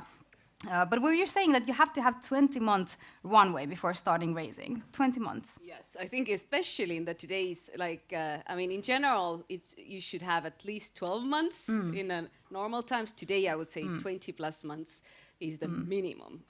Because otherwise, it will start to eat your valuation. Because now you are opening your books, everybody sees where's your cash. How much cash do you have? This will become the topic of your valuation. So if you have less runway, you just basically are so much more vulnerable. So you should always fundraise in a much stronger position than that. And should founders in this current climate raise more so that they have more runway? The question is, how much raising more costs, right? I always say raise as much as you can with a sensible dilution. Exactly. Like that tends to be because some entrepreneurs, they're very conservative about this. Like, I'll take a little bit smaller sum because I'm going to be able to execute with this, and then I can raise more with a better price and less total dilution and so forth. And we've raised absurd amounts of money, and whenever we came to the next point in the journey of the company, I was always very happy that we raised what we raised. So I've never really seen an entrepreneur say that, I hope that raised a little bit less in the previous round. But I think it's the cost of it, because I've heard stories of company being over unicorn, over billion, and now getting the term sheet for 200 million. I mean, like, what is the cost of, what is the dilution you're actually getting? So, I think what Ilkka was saying earlier in the morning was very deep. Is that the adaptability of startups is 10 out of 10 because it's a very biased set because it's the survivors, right? And the default state of a startup is to die. So nobody in their sane mind would start a company if they weren't an eternal optimist thinking of the most positive scenario. So that's how every founder operates. That's why you've become a founder. And so if with that mindset you go into any fundraising situation or whatnot, you always presume your perfect execution and you presume that the investors are very happy with you and all of these other things. So that is, I think, the sort of the little silly optimistic corner of the economy that operates that way. I think where it gets tricky is that for the rest of the 90% of the economy, the default state is we are alive. And these large companies are not used to thinking that way, or they don't have that rhythm, and that bone has been lost. The older the company, the more generations post the founders, the further away you are from that culture. And I think that's what makes very sort of old, stable, established economies, I think, more vulnerable as a whole. Yeah, and I'm also like a active angel investor of a kind these days myself. And the first thing I always want to know when I talk with an entrepreneur or a company invested into or a company I'm meeting with is, how much money do they have in the bank and how much did they burn last month? To get a sense of how close is that imminent death. And there's a good Stoic saying that always keep death in mind. And I think it's especially important in startups. Of course, you're going to build for the opportunity, you're going to build for the market, you're going to build for the future, the customer, everything that you can do. But you should always know, especially in times like these, when is death going to happen to your company? When are you going to run out of money unless you figure out a way to raise capital or turn the company profitable? And it makes you make smarter decisions. And what I've seen when I talk with entrepreneurs of today is that there's a lot of people that started their companies between 2020 and 2022. And these people have never, as entrepreneurs, necessarily seen any different market than right now. And I'm looking at how they're running the companies, and I'm like, are you awake? I would be very scared if I was you running this company in this way. You're running towards a wall and you're assuming there's going to be a door that magically appears. I'm not sure there's going to be a door. So I think that's always keep death in mind is certainly something that I encourage founders to think about while being optimistic. Can I add to this saying, one of my favorite books of all time, and honestly I recommend that book to every founder, is Hard Things About Hard Things by Ben Horowitz. Love it. What Mark Andreessen said there is that there are two emotions in a startup: euphoria and terror. And honestly, that's... And lack of sleep enhances them both. Exactly. Always have death in mind. I have to talk with my co-founder, Lorena after this, but really great learning. So shifting to the next 10 years. Miki, you were hosting about a decade ago when you were a young student at Aalto, Finland Post-Welfare. And then they touched upon in the conference that Finland's dependency on Nokia, and in the next 10 years we have to create over 300,000 new jobs. 10 years have passed, and Miki, you have contributed towards creating new jobs here in Finland. I don't know if you predicted that then. But did we achieve that? And how do you see the next 10 years in Finland? What do we have to focus on? So first of all, 10 years is a very short time. I still remember when I was founding Wolt, one investor told me that, Miki, you have to realize this is at least a 5-year commitment. And I remember thinking 5 years, that's an eternity. And we founded Wolt. We started working with the founding team of Wolt exactly a decade ago, in the spring of 2014. And in hindsight, I look how short of a time frame that is. If I look at what's happened in the last decade in Finland, in Estonia, overall in Europe, I think we've seen a revolution when it comes to our ability to build these kind of new generation companies using technology. This used to be a Silicon Valley privilege. Venture capital used to be a Silicon Valley privilege. Most European success stories were bootstrapped companies that had a consulting business that produced cash flow. They started building an own product, and then they kind of spun out and became a successful company from that. There were very few genuine startups that were able to, with capital, build something and make it into a business, which is the Silicon Valley way of how you can go fast enough. I think that has completely changed in the last decade. Like Sten was quoting the Estonian amount of capital raised last year. I can't remember the exact number for Finland, but like when I started working on Slush in 2011, it was less than 100 million per year. And today it's comfortably over $1 billion a year every year. That's a 10x delta in a decade. If I look at like what were the most successful or the most promising companies of like the Nordic region a decade ago, in 2011, I remember that I wanted to invite every entrepreneur in the Nordics and Baltics that had raised over 10 million, like these late-stage entrepreneurs. And I remember there was like 10 companies. And that was the latest stage companies outside of like more mature companies like Skype and whatnot. And today, 10 million barely like gets you a news piece anymore. Like it's not very, it's like early stage. From my perspective, that's very early stage these days. And then the late stage companies are actually huge companies. So that's the difference that happened in a decade. And if I think about like what the starting points were a decade ago versus the starting points today, and I forward project another decade, I'm very excited about like where Europe is going. I think we have all the necessary ingredients in place. The only thing that we need is time. And I'm also a little bit excited about like the change in the market right now, as well as like, you know, the changes we see happening in technology, starting with generative AI and other things. That I think like the next decade is going to be a very exciting time. It might take a few years before we get to the exciting part, but I think there's going to be some very fundamental companies being started right now, started a short while ago, or started in the next year or two. Go ahead, Karoli. Actually, one of the things that when Miki was talking, I just remember there's a fun fact, and the fact is that my first believer, my first angel investor for Jobatical came from Finland. So the fact that I'm sitting here is thanks to a believer from Finland, because after that it was easier to get others. But what I just, why it connected to me was that my whole first premises of why I started to build this dream was when I was in Silicon Valley thinking, why is Silicon Valley so successfully creating amazing companies? So I started to think, what do we need to do in Helsinki, Tallinn, so that those smart people would choose these places to go and build those amazing companies, not in Silicon Valley. And I think fast forward to where we are today, this is happening. That's the revolution that we're seeing.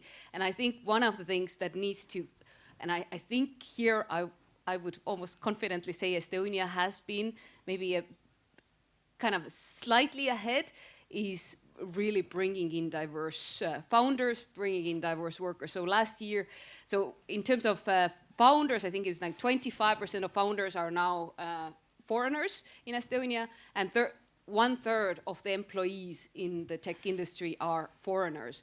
And what that actually brings, and this is very much connected to also my own company, because my first employee was hired from Argentina. He traveled to Tallinn in January. So, and honestly, I don't think I would have ever been able to execute all that change if I would not have had as a diverse team as I have today, and as I had also during the time of those changes. So kind of really, and that was something that was mentioned, I think Ingmar Bergman said earlier as well, that we need to focus on really building diversity, but also integrating diversity, because the diversity is not just a nice thing, it's actually good for the bottom line. Bottom line for companies, bottom line for economies. It actually enriches the decision, the quality and creativity of what we are able to generate. So I think that's one of the things that we could become better, both sides of the Baltic Sea. Yeah. Just to layer some more sort of like framing around what you're saying, I fully agree. So if European GDP is 16.6 trillion, I think. So if you want to have a 1% impact on European GDP, basically you have to create a $160 billion company or euro company. Or the other ways, you create 100 billion euro company that will have like a 0.6% of impact, like ballpark. Just for the fun of it, I looked up, there are 30 companies in the world, that are tech companies in the world, who are more expensive than 100 billion. And there is like half of them, maybe 17 or whatever, are more than 1% of European GDP. Out of the top 17, one is in Europe. That's ASML. It's so important that to the point of resiliency and China policy and all of that, that's the company because of which US government goes to Dutch government, says that no, they are not going to sell to China. So that's how important that company is, and it's 240, 60 billion. The other one in the sort of more than 100 billion club is SAP. Who remembers something that SAP invented in the last 30 years? So good luck, Germany.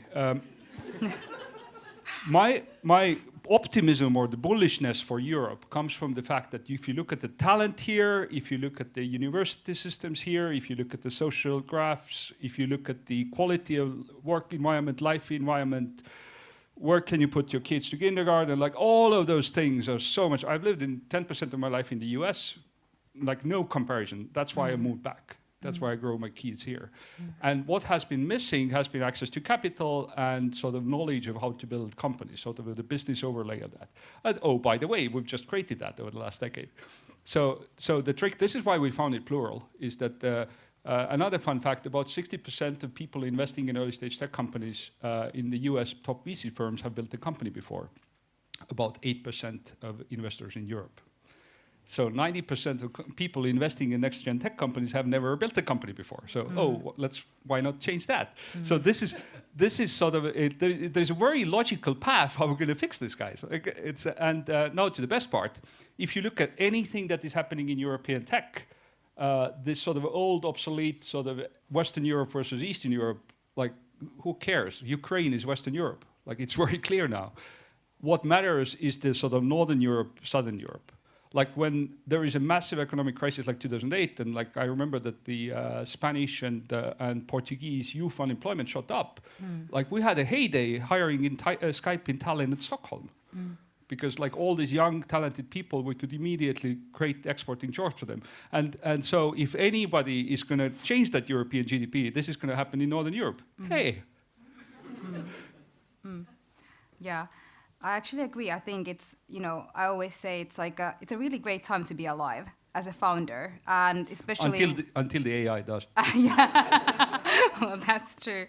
But especially when you live in the Nordics, like you really have a lot of opportunities to build a company, and I do see like a lot of young entrepreneurs being excited to build their companies. So I do see that in the next decade we will see more success stories here in Europe. Yeah, maybe to say also, like, if I look at the audience, I observe that my age is probably younger than the average age of the audience. And I was, last week in Silicon Valley, and we were spending time with Sam Altman and the OpenAI, like what they're building. And my reaction of, like, seeing some of the things that are coming was, maybe I should retire, buy a cabin in the woods, and just spend my rest of my life there. Because it felt so uncomfortable, like what is going to happen over the next like years and decades. And I can imagine what it feels like for my parents that are like retired doctors, or for people that are older than me, or God forbid, people who don't work in the tech industry. So you have like even less like exposure to this stuff. So I think it's also like this is going to be uncomfortable. This is going to be uncomfortable for regulation. This is going to be uncomfortable for governments. This is going to be uncomfortable for individuals. And we're already seeing this. Like if you look at the bipolarization of politics over the last basically decade or two, I think the internet is one of the main drivers of that, and also globalization being another driver. So there's a huge number of people that feel left out from all of this development, that don't actually think that this world that has changed around them is their world anymore. And they have a huge voice when it comes to politics. If you look at like what kind of like new parties and so forth have emerged. So I think this is going to be a huge issue for us to tackle on a societal level. But at the same time, it's a massive opportunity. It's a massive opportunity. What's going to come on the heels of that? I'm being very time sensitive since we are actually bit over the time, and I had like a list of questions, so it's crazy how time runs. But last question, as successful entrepreneurs yourself, what advice would you give to entrepreneurs right now when it comes to building resilient companies? Do you have any like last word for founders currently?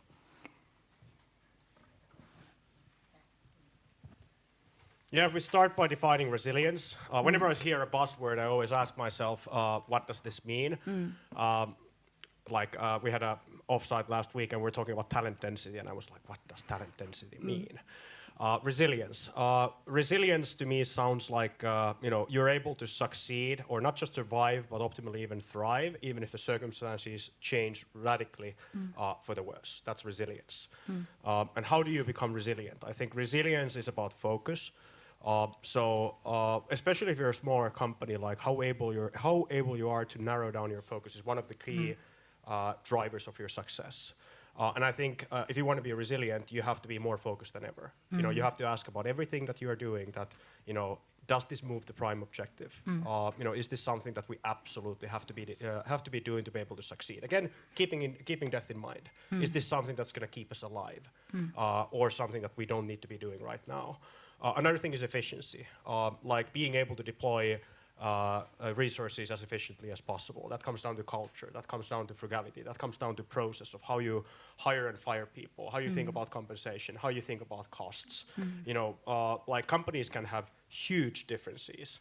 I'm an investor in a Finnish delivery only kitchen company called Huvan. A competitor of theirs in Sweden just went bankrupt, and that company had raised 20 million in financing. And they used it all up. The size of their business was the same as the company here in Finland that raised I think 4 or 5 million. These are huge differences we're talking about. The same business, the same size of a business, and 4x difference in capital to output ratio. So I think efficiency matters quite a bit. And then there's the short-term, long-term trade-off. Every company has to deal with short-term, long-term trade-offs. Am I doing something to optimize for the short-term survival that is going to be coming at the cost of long-term success? And if you're only short-term, you're not going to be able to be resilient as a company as time goes forward. And I think every company needs to battle this short-term, long-term trade-off. But if you're too long-term, you're probably not going to make it to your beautiful long-term vision if you run out of money on the way. Do you want to add on to that?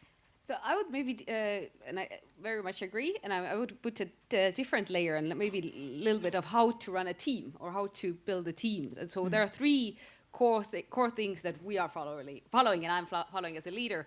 And believe me, I got there with a lot of mistakes. So one, I think, is very much that has helped us is truly having a transparency and a culture where we actually overshare. We share things that usually management knows, everybody knows. It's hard. People tend to not like it because heavy things are pretty heavy. But what it does is it creates an environment where people can make the best decisions for your company. So one thing. They have enough info to make the best decisions. Second is trust. And that is really embracing also failure, because if you put the trust that, okay, you make the call, not I will. So he will make the call, and he knows that if he fails, it's also okay because he will learn from it. To create an environment where people feel that they can really maximize the power that they have, because everybody comes to your team with certain energy and power, and what we want is them to maximize it. So when they feel the trust, they will actually be able to do it. And the third is really creating a culture of feedback. I always say that if there's one thing I hope you will get from working in Sabbatical is that learning to receive and give feedback, because it's not just, it's if I'm able to give you feedback and you are able to give me feedback, then we both grow, and that means we as an organization can grow. And I think putting those three things together, this is you're kind of like an organism that is able to navigate anything that is difficult. Thank you. What about you, Stan? I think my recommendation would be not die. And what I mean by that is this above mentioned point that there is so much that comes intuitively and naturally about the optimism and thinking about all the ways you will succeed. But I think these times require a founder or a leader to think more time about all the ways you can fail. And some of them are predictable. You can plan around them. You can decide that, okay, let's get cash flow positive 3 months earlier than we planned, or let's try to raise this money earlier than we tried. Let's raise more, even if it's dilutive. There's very practical, proactive steps. And then you will have this pile of things that are thrown at you, like, oh, you just raised 20 million and you put it in Silicon Valley Bank. Good luck. So it's like you can do things to hedge that. You can have 2 bank accounts. You can actually have a self-hosted crypto wallet. So like things you can do. And then I think the other thing that's going to be super interesting and painful is going to be this, mentioning crypto, this sort of relationship between companies and entrepreneurs and the governments.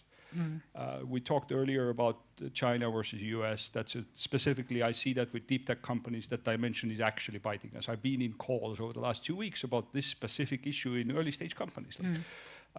Or the other example, AI.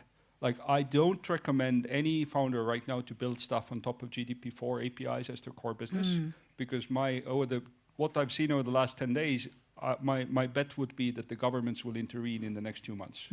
I think we will see AI-related regulation that is similar to cloning humans or anthrax experiments in any lab and like stuff like that. This is serious, and this is not solved. So there are like things where the entrepreneurial excitement would be to just throw everything at the latest shiny toy. It's $20 a month. You can build amazing things like humans. Like, no, you won't. And that sort of stuff, I think, goes into the bucket of don't die. Well, we have to wrap it up. I hope I'm not punished for staying this long here. But thank you, Sten, Miki, and Karoli. We learned a lot. It's a great time to build, first of all. You should be optimistic, but keep death in mind. However, don't die. So I would conclude with these words. Thank you.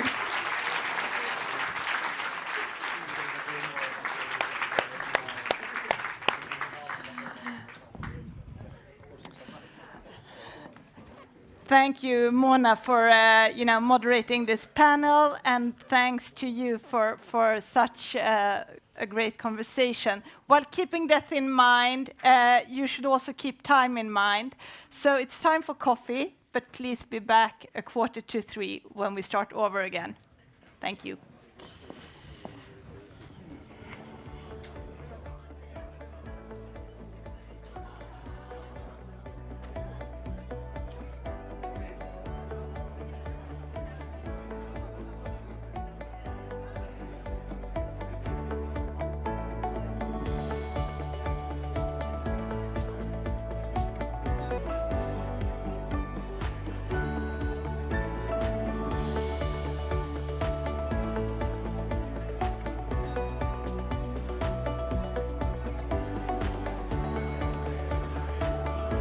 Okay, distinguished guests, dear audience, welcome back from the coffee break and welcome to continue the program of our Future Forum. And I just learned that we've got some students from Sweden joining us for the rest of the afternoon, some future diplomats, so especially welcome to you as well.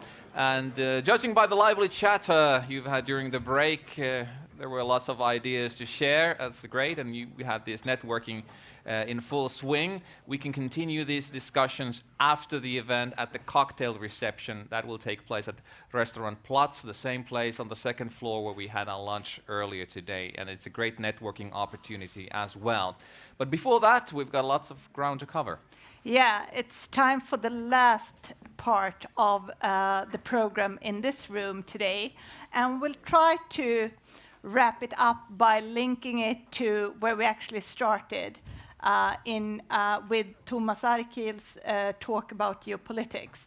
But this time we'll do a deep dive with the help of 3 different speakers that talk about geopolitics, technology, and power play. And I would argue that our next speaker is one of the most highly anticipated guests of this Future Forum this year. He has followed the evolution of the resilience of Nordic and Baltic societies for a long time from very special vantage points and positions as Foreign Minister of Estonia, as a member of the European Parliament, and as the 4th President of Estonia. He acted as a president from 2006 to 2016. And after the presidency, he has, among other things, focused on international politics, technology, security, and geopolitical issues. But how to harness technological capabilities without falling victim to geopolitical crossfire, that's the headline. Tough nut to crack. But dear audience, it's my absolute pleasure to welcome former President of Estonia, Mr. Toomas Hendrik Ilves.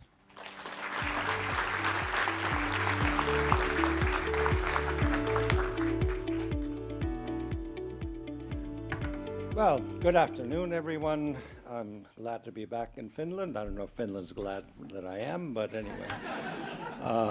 But anyway, today on the 19th anniversary of the deposition of ratification protocols in Washington and thus Estonia's official accession to NATO, namely today, 19 years ago, I am especially pleased and satisfied to congratulate Finland on its impending accession to our common family. NATO is a defense organization of shared values and, more importantly, common interests in preserving liberty and democracy in the transatlantic area. While many, through the last 30 years, thought that NATO was obsolete, I won't mention names, the last year has proven to the last doubters what we in Estonia have known for years. The defense of liberty and democracy never ends, either at home or abroad. As Immanuel Kant argued 230 years ago in his Perpetual Peace, war can be eliminated only when we have a federation of republics, which in modern terms means liberal democracies. But until everyone is a liberal democracy, the possibility of war will remain. So, ladies and gentlemen, war, be it between tribes, nations, or nation-states, has always been a matter of numerical and technological advantage. If you want to win, there have to be more of you, or you need better weapons, which effectively increase one side's numerical advantage, or you need, as in the case of the Soviet Union fighting Nazi Germany or Finland, to be willing to have enough in Ukraine today, you need to have enough of your own dye simply to swamp the technologically superior adversary with numbers. Technology changes conflict, war, and so too, obviously, security.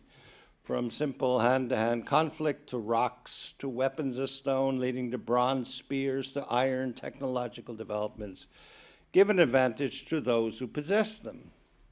The bow, the English longbow, stirrups, armor, gunpowder, all have changed the nature of conflict and consequently history. So to put it briefly, we have to follow tech if we are going to be secure. But things have changed in tech. Briefly, the primary unit of war has always been force, the definition of which we all, I assume, learned in high school as Newton's second law of physics. Force equals mass times acceleration, and this is always applied to war. That is, that acceleration is how quickly things speed up, plus mass. We know this as kinetic force. All use of force from prehistory until the end of the second millennium exclusively, almost exclusively, has been kinetic. You can increase force through greater mass, a bigger rock, a bigger bomb, or through increased velocity, a better spear-throwing arm, a bow, a trebuchet, or a hypersonic missile.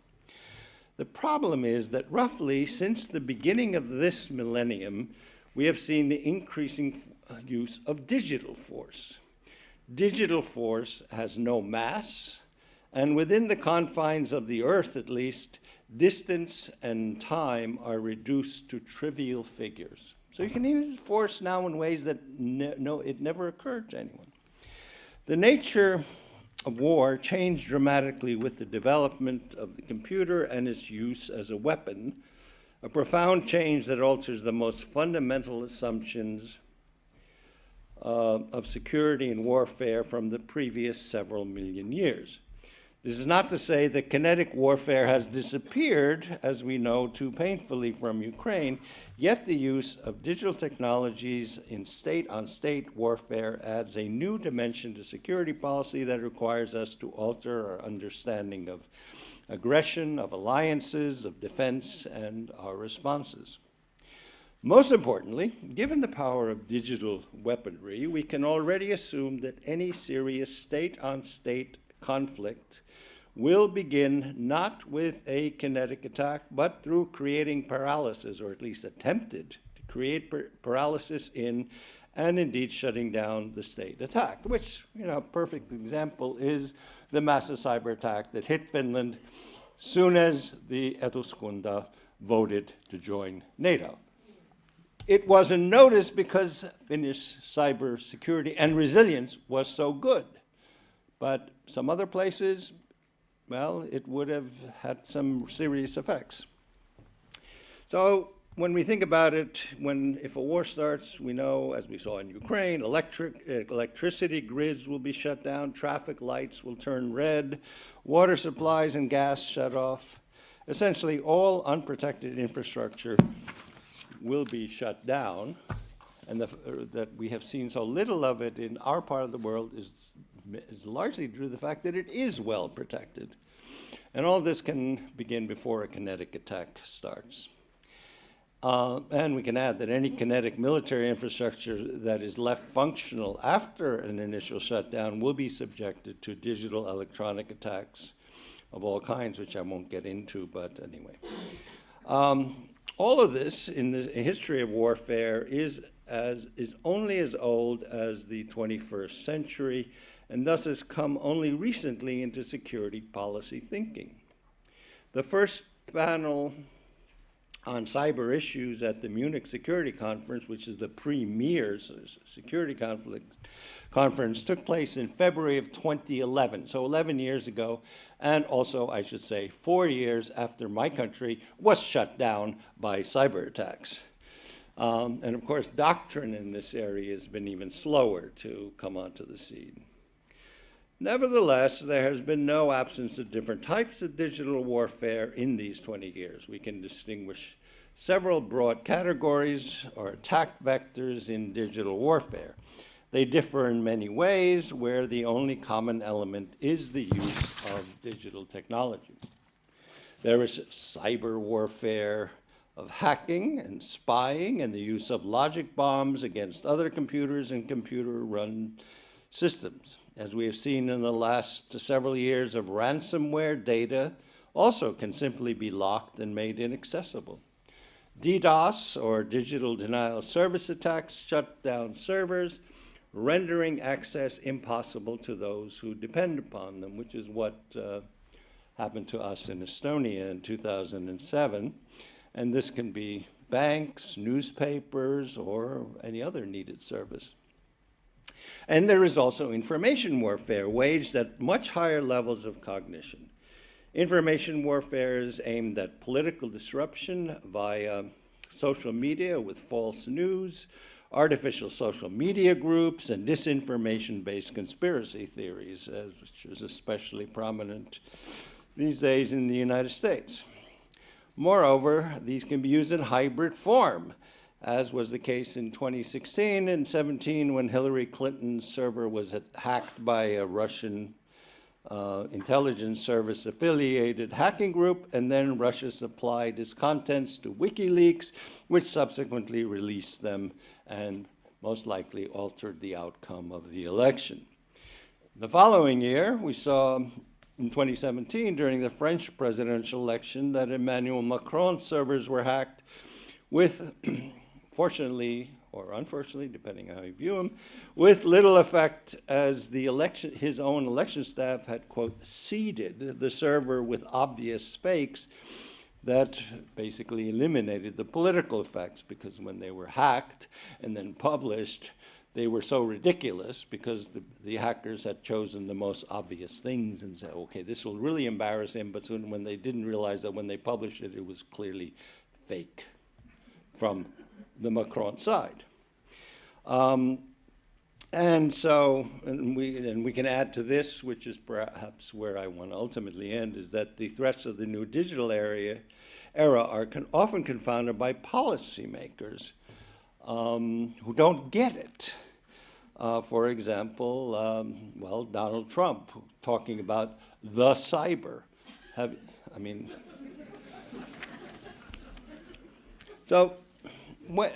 We have to look now in history how all of this developed, just briefly, not for long. But the computer was first and foremost and remains a tool of espionage. You can penetrate another nation's computer systems, most inner sancta, find their deepest secrets, and no one might ever know. The first publicly known nation-to-nation hack, however, came much later. It was as late as 1999 with a hack now known as Moonlight Maze, which is the U.S. name given to Russian penetration of the U.S. Department of Defense in 1999. Since then, we have seen countless more attacks carried out by most major state actors, either directly or through proxies. Among the biggest, and perhaps better known, is the, quote again, presumably Chinese hack of the Office of Personnel Management in the United States in 2015, where whoever it was stole 23 million personal records of U.S. federal employees, their addresses, their phone numbers, in the case of all CIA agents, their psychological profiles as stored by the CIA. To this day, we don't know who did it, but basically, if you have worked for the U.S. federal government, they know where you are, what you're like, what your problems are. And then, of course, we had the hack of, as I mentioned, Hillary Clinton's emails, which probably altered the elections. The solar winds hack, which was discovered in 2020, in which the Russians gained access, it is thought, to much of the United States digital architecture, as well as the private companies, including defense contractors. So basically, no one is immune to this. More broadly, and important to keep in mind for the idea of cybersecurity, just 2 Russian hacking groups using the American nomenclature, APT and APT-29, those are Advanced Persistent Threats 28 and 29, that's the name given to them, have penetrated the German Bundestag, leading German Stiftungen or think tanks, the US Congress, the US State Department, the Italian and probably Danish foreign ministries, and on top of all that, just to show it's not governmental, even the World Anti-Doping Agency, WADA, because WADA had information on doping on the part of Russian athletes. So undoubtedly, they have penetrated far more Western governments or agencies, as well as international and non-governmental organizations, but either they don't know they've been penetrated or they're not talking about it. Western governments, moreover, are loath to consider hacking attacks and penetrations as aggression, primarily because Western nations presumably do the same to their adversaries. But the latter don't admit, say the Russians do not admit they have been penetrated. And more importantly, and as we saw in the case of the 2020 solar winds hack, governments will not respond to aggressive counteraction if the hack was simply a matter of theft with no real noticeable damage. And then finally, well, not quite finally, but anyway, a step up from mere espionage are logic bombs. And these are digital forms of sabotage, not merely exfiltration of data. And these do rise to the threshold of war. The 3 best known of these are the Iranian Shamon virus, which disabled about 23,000 of Saudi Arabian oil company Aramco's computer systems.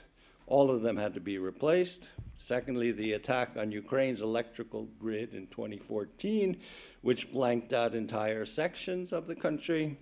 And of course, best known of all, the American-Israeli Stuxnet virus, which took down the Iranian nuclear enrichment plant in a so-called SCADA, Systems Control and Data Acquisition, and that's SCADA systems basically run all of our infrastructure these days, at least here up in the northern part of Europe.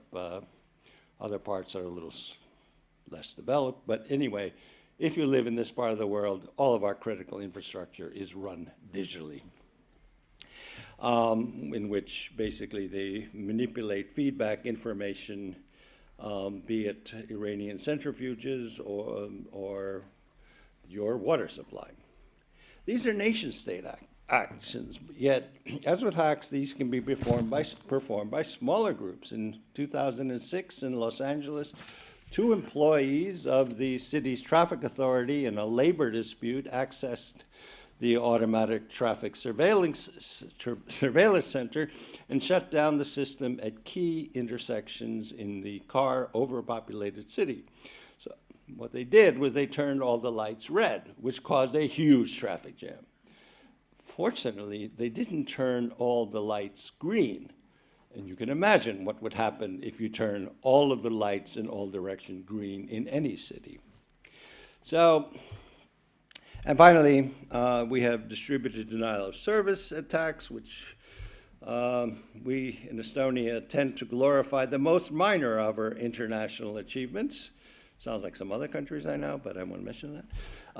As is to be expected, of course, with small countries.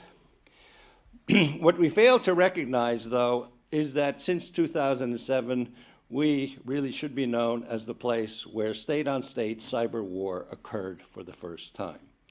Yes, we had seen hacks and other occasional tricks and nuisance operations, but if we take Karl von Clausewitz's classical definition of war as the continuation of policy by other means, this was the first time that digital means were used as a form of aggression, again, by one nation state against another, which was in response to Estonia moving a Soviet-era statue. Estonia was not invaded. It was not attacked kinetically. No one was killed, but Russia managed effectively to shut down the entire country. Media, banks, and the government could barely function. So Estonia had to digitally cut itself off from the world, from the rest of the world, to in fact reboot itself, which is literally what we did. We just shut ourselves off. You couldn't get into Estonia, you couldn't get out, digitally speaking. And then we had to start from scratch, rebooting our system. And of course, the really sad part was that in 2007, we went to NATO and said, look, this is what, and the EU, and we said, this is what's happening, and this is, dangerous. And they didn't understand what we were talking about. I mean, the problem was we were talking to people who couldn't tell the difference between a laptop and a toaster oven, but that was the state of security in NATO and the European Union in 2007. I mean, they understood guns, but not computers. So, as I mentioned, DDoS stands for Distributed Denial of Service, and it refers to bombarding and overloading servers with so many messages that they simply stop responding. And that's what happened. So we just couldn't access things. I won't get into this. All I'm saying is that what happened to us in 2007 was fairly primitive, in that this was at a time when hacked computers were used to do this against us. Today, you can shut down far, far more using IoT devices.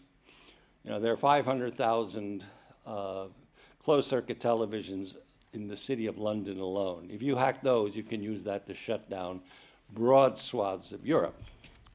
And this actually happened in the Mirai attack in 2016, but that was more West Coast Europe, East Coast United States.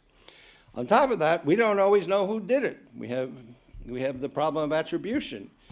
Who did it? And you can't know immediately. You know when a missile is fired, you see it on your radio and you see it came from there and we're going to go get them. On a cyber attack, we don't know. We really don't. I mean, you will eventually find out, and in general you eventually do find out, either through deduction or through human intelligence, as was the case of the North Korean attack on Sony. But that was really a result of HUMINT, or human intelligence. And then, of course, adding to all of this is the equally problematic issue of outsourcing by states to non-governmental actors, adding to deniability responsibility. That's what happened largely to us in 2007, but we see this constantly where you see that some Russian hackers have been charged by the United States for doing things against the United States, but they were not doing this as part of the Russian government, but they were independent contractors, kind of like private military company Wagner, but they're not Wagner. So what does this mean for security? Well, first and foremost, it means you no longer need a kinetic war to change policy by other means. Before the digital era, physical possession of territory was, other than buying off the leadership of a country, which of course happens as well, the only way you could win was to possess the territory physically. Basically you do that, many of your own population are killed, GDP plummets, post-war economies are in tatters, and of course you run the risk in the case of attacking NATO of a nuclear war that will destroy your own company. If you win in a conventional non-nuclear war, you will have to pay forever for the cost of occupation in a hostile, resentful population, as both Nazi Germany and the USSR discovered. But instead of invading a NATO country and risking, via Article 5, a war with the forces of NATO, an adversary nation instead changes a government, using finances, disinformation, and hacking, confidential information to alter democratic election, to elect an anti-NATO, anti-EU party or presidential candidate. We kind of have seen this twice in France. I mean, it didn't work, but money, hacks, all of that to make sure that there would be a non-NATO president in France, and you never know where else it's been tried. We've seen this actually happen on a smaller scale through social media disinformation. In 2015, the first time ever that an EU country did something as silly as holding a referendum on an association agreement from the EU to a country which was the association agreement for Ukraine. All stops were pulled out with disinformation, hacking, and with other things to get the Netherlands to vote no on giving Ukraine an association agreement, which is basically an association agreement. We had one from the early 90s. It doesn't mean anything. It basically means it means a free trade agreement plus student and teacher exchange. I mean, it's not membership, but anyway, they did it. This worked even better, we know, though the British government won't report it, or won't release the report, but in the case of the Brexit referendum, there was massive interference by Russia in social media and in other means, and the British government has a report on this, but it's apparently too embarrassing because they won't release it. We know in the case, that's in fact came out in 2020, it was the UK's Parliament's Intelligence and Security Committee, but we don't know what's in there. We know the Russian case of lending money to Marine Le Pen, 9 million euros. We know the case of Hillary Clinton. Most recently, which is what we know fairly well, was that there was an all-out attack on the German Green Party last year, and year before last, and its leader, Annalena Baerbock. So, in the immortal words of Vladimir Lenin, что делать? What do we do, or what is to be done? What is important to realize that security, and this is really the basis of all of what I'm saying, is no longer a matter of a strong kinetic military. Yes, you can have 250,000 reservists in Finland ready to defend the border, but if they take everything down, it's not going to help. You can't fight an invading army with memes, but when adversaries come to rely on different weapons, you do need to greatly expand the notion of what security is. And currently, we are facing a number of problems in dealing with these issues. The most significant problem is the lack of understanding among policymakers, especially security policymakers, of the importance of digital threats. True, in our region, there's a little more of an awareness, but nonetheless. We face two broad problems. We lack interdisciplinary, interagency cooperation, and we have national silos that, affect feeble or lead to feeble international multilateral information sharing. Clearly, when foreign ministries, parliaments, think tanks, candidates in election, and even the World Anti-Doping Agency are all attacked by just one of two Russian hacking groups, we have to rethink how these things work. We are used to one country being attacked and then sort of maybe telling some other countries about something, but not very much. But now we have, you know, as I mentioned in the beginning, you know, the US State Department, the German Bundestag, I mean, you can attack all of these places. There's only two groups that are doing it. They don't care about national borders. We do care about national borders and don't tell anyone else what's been happening, or rarely do.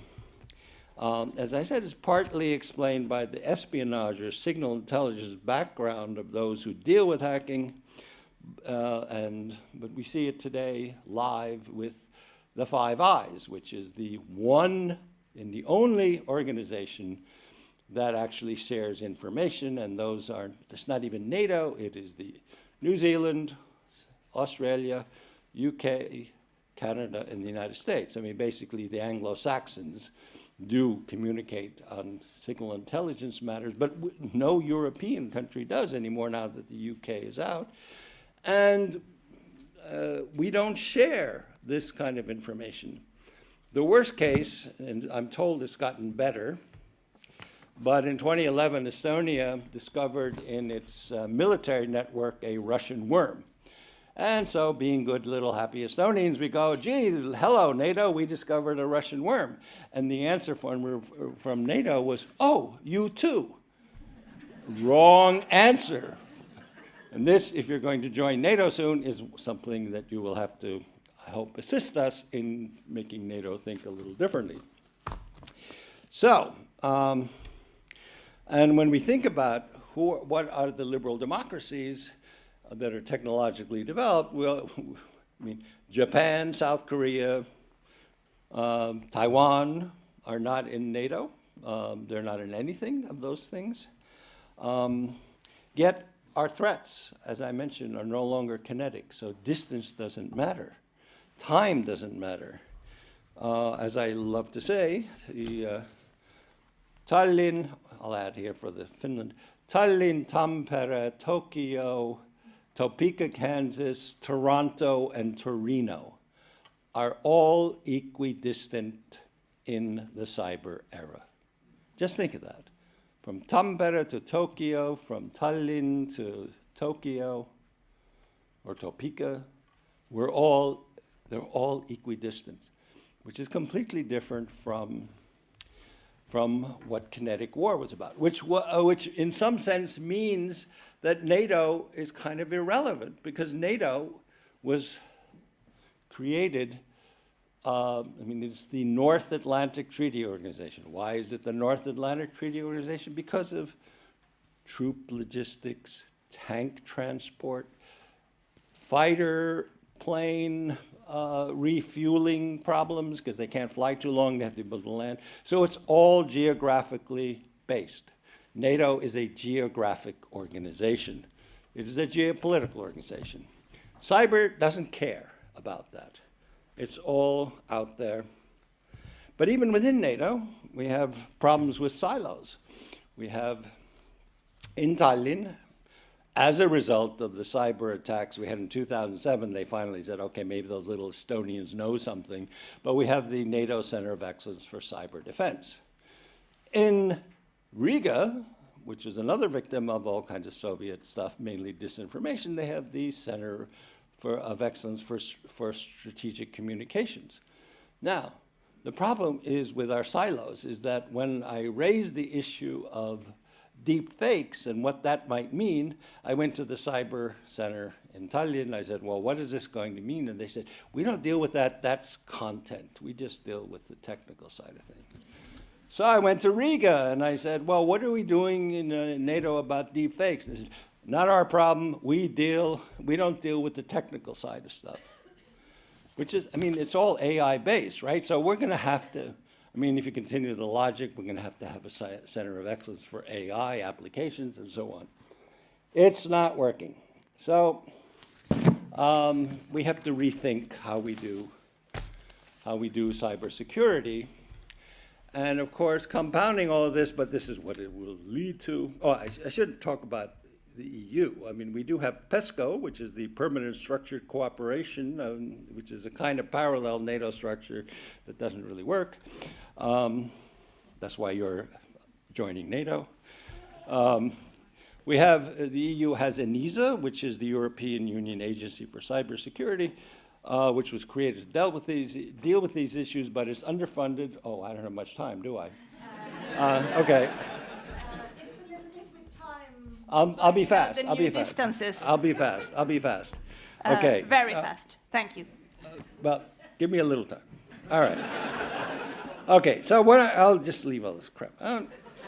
Basically, when neither of the premier institutions dealing with cybersecurity are operating or really are dealing with the issues, yet here in Northern Europe, in the Nordic countries and the Baltic countries, we have the leading countries to deal with anything digital. We know that. This is what this whole conference has been about that.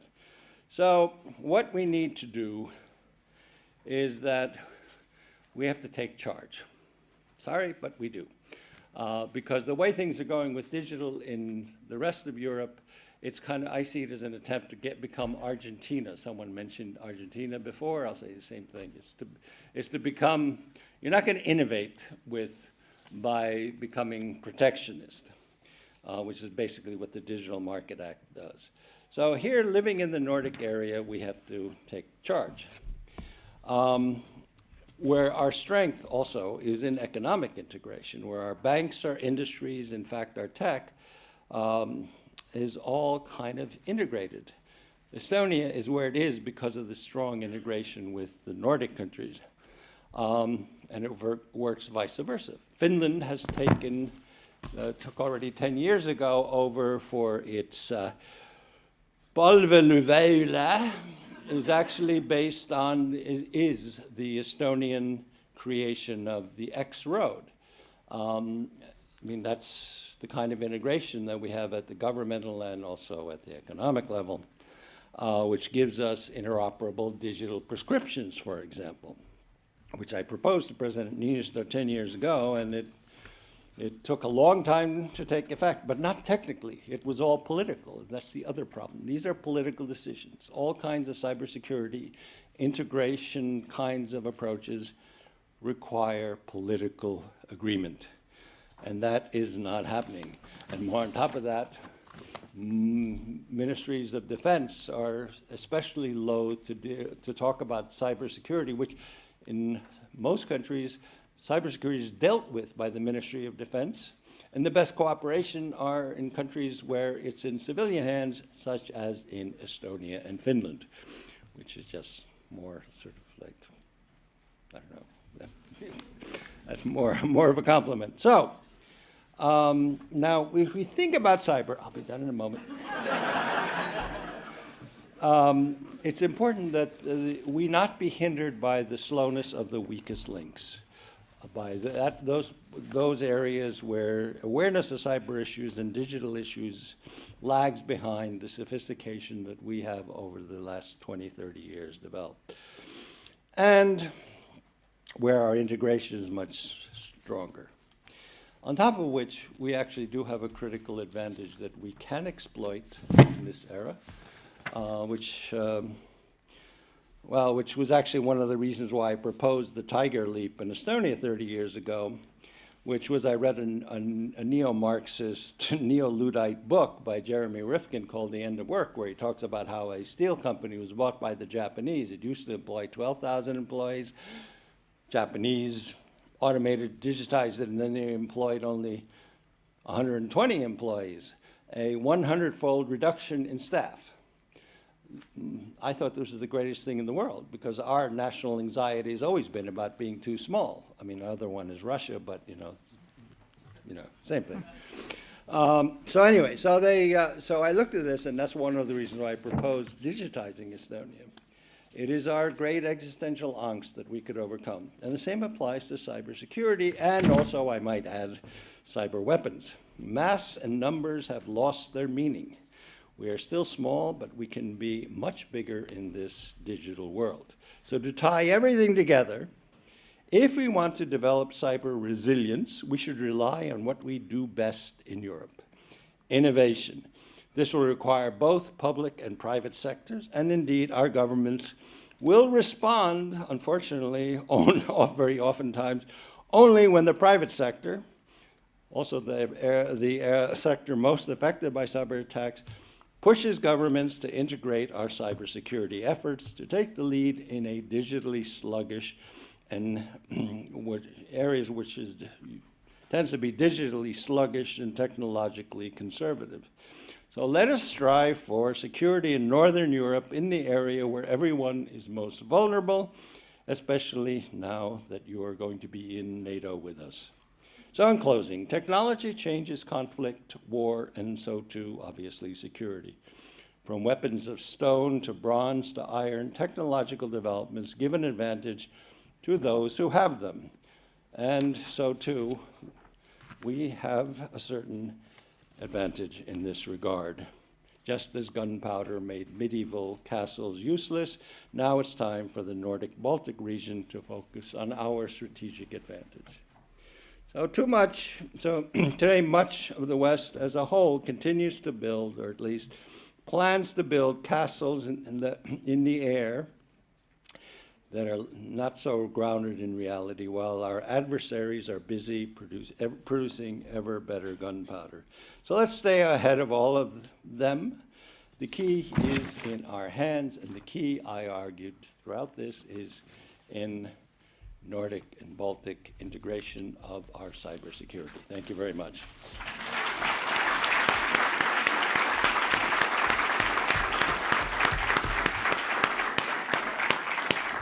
Sorry about that, far too long, but what can I do? Sorry.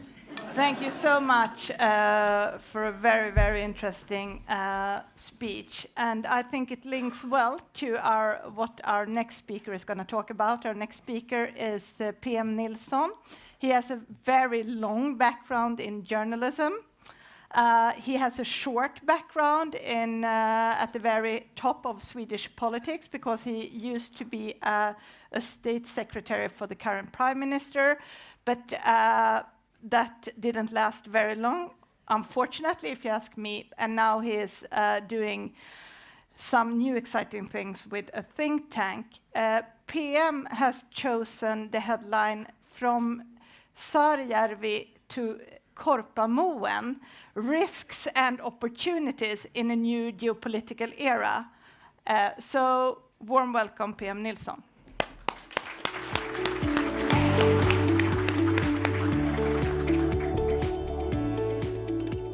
Thank you, Maria. Yeah, I will try to talk about, it's a very sensitive and perhaps a geopolitical subject, but first, I think, very sensitive and very, very important. And I will begin to try to speak Finnish. Alossa, Olivat, Suo, Kuoka, ja Jussi. You understand me? Yeah. I begynnelsen var gräftan, mossen och Jussi. In the beginning there was the marsh, the spade, and Jussi. And as he toiled, meter by meter, he dug ditches and eventually made the land arable. He then had enough resources to build in Saarijärvi a farm, quite large, and in the end on free ground. His startup was a success. Väinölinna depicts a very clear national character in the trilogy. Här under Polstjärnan, under the pole star, which ends with the fourth standalone and more famous part, the unknown soldier. Being a Finn is hard work in a harsh nature, and death in battle hangs over the family's sons as a threat. The last one dies in the continuation war when he mines a Soviet tank. But Jussi broke free with his own hands. The family Koskela left poverty behind. The Swedish author Vilhelm Moberg writes a similar story, actually during the same time, in the 50s, when Carl Oskar Nilsson takes over as king of the stone kingdom, Korpamoen in Småland, that's in south of Sweden. The first sentence is like this: he took an iron rod and pushed it down here and there in the ground, and everywhere the same sound was heard, stone. His father had done his part. All the land that could be farmed was already farmed. It takes Carl-Oskar Nilsson a few years to understand that he will not be able to make a fortune from the land that he inherited. It is impossible. No matter how hard he works, he carries stones, plows behind the oxen, back and forth, endures drought and crop failures, and finally decides he must emigrate for his work to pay off. His startup was North America, or the dream of North America. Moberg's Emigrant series are some of the most widely read books by the Swedes during the 1900s. Like older labor literature, it depicts hard work but adds the grand individualism of the American dream. Moberg's emigrants do not dream of socialism, but of land that they can work on with their own hands. It's a tale about America, but readers had every reason to recognize themselves during the record years after the war, when people in Swedish small towns took the chance for a better life. Hard work paid off with 10% per year, plus longer vacations, health insurance, and increasingly better pensions. During the period when poor Sweden becomes one of the world's richest countries, geopolitics are constantly changing. We have a World War I, an unstable interwar period, a World War II, and then a Cold War that is sometimes very, very dangerous. For Finland, it was far more dramatic. All of this matters, as does the fact that Sweden avoided the wars. But the most important thing for our strength was social mobility. With education and hard work, you could go as far as you wanted. The directors of the new fast-growing industries were recruited not primarily from the old upper class, but strikingly often from ordinary farmers or working class homes. Politics focused mainly on promoting social and economic mobility, with free education and robust safety nets. In all of the society's elites, economic, industrial, academic, political, media, and cultural, a middle class ruled whose parents' generation was recently poor. Almost all Swedes and Finns carry a family history of hard work and improvement, much like the Americans. And just like in the US, Swedish culture celebrates a self-made man or a woman pushing your way against tough opposition or against bad odds, and succeeding is the greatest thing that you can do. That is one side of the coin. The other side is the backlash. To succeed on one's own can be perceived as unfair. Talent, disposition, diligence, and luck are not equally distributed in society. A person who works hard at school, university, or at work and succeeds almost always faces envy, especially if there is a suspicion that she had some hidden advantage. Has the person's family name played a role in why he or she started a business, gained the trust of venture capitalists, and became a billionaire?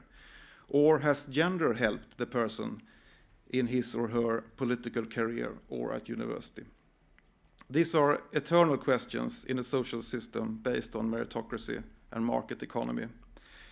If the selection for such important things as good education and later in life wealth distribution rests on individual abilities, then inequality and injustice in fact must depend on the selection being wrong.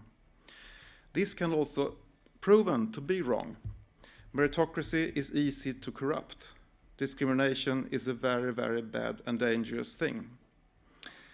The reaction to the alleged unfair outcomes of meritocracy, that some become professors and others do not, that some become CEOs and others do not, that some become high income earners and others do not, has created worldwide and ever-changing innovative movements, ideas and arguments. It is not surprising that the stronghold of meritocracy and market economy, the Western world, is a vital producer of equality-generating ideas. That parts of the multicultural society now react exactly in the same way is almost a given. If wealth is unfairly distributed in a meritocratic society, then they say meritocracy itself is the problem. These thoughts are attractive and exciting in universities and politics and in media as well, but also in a business world that has been given increasingly wider and broader roles in society.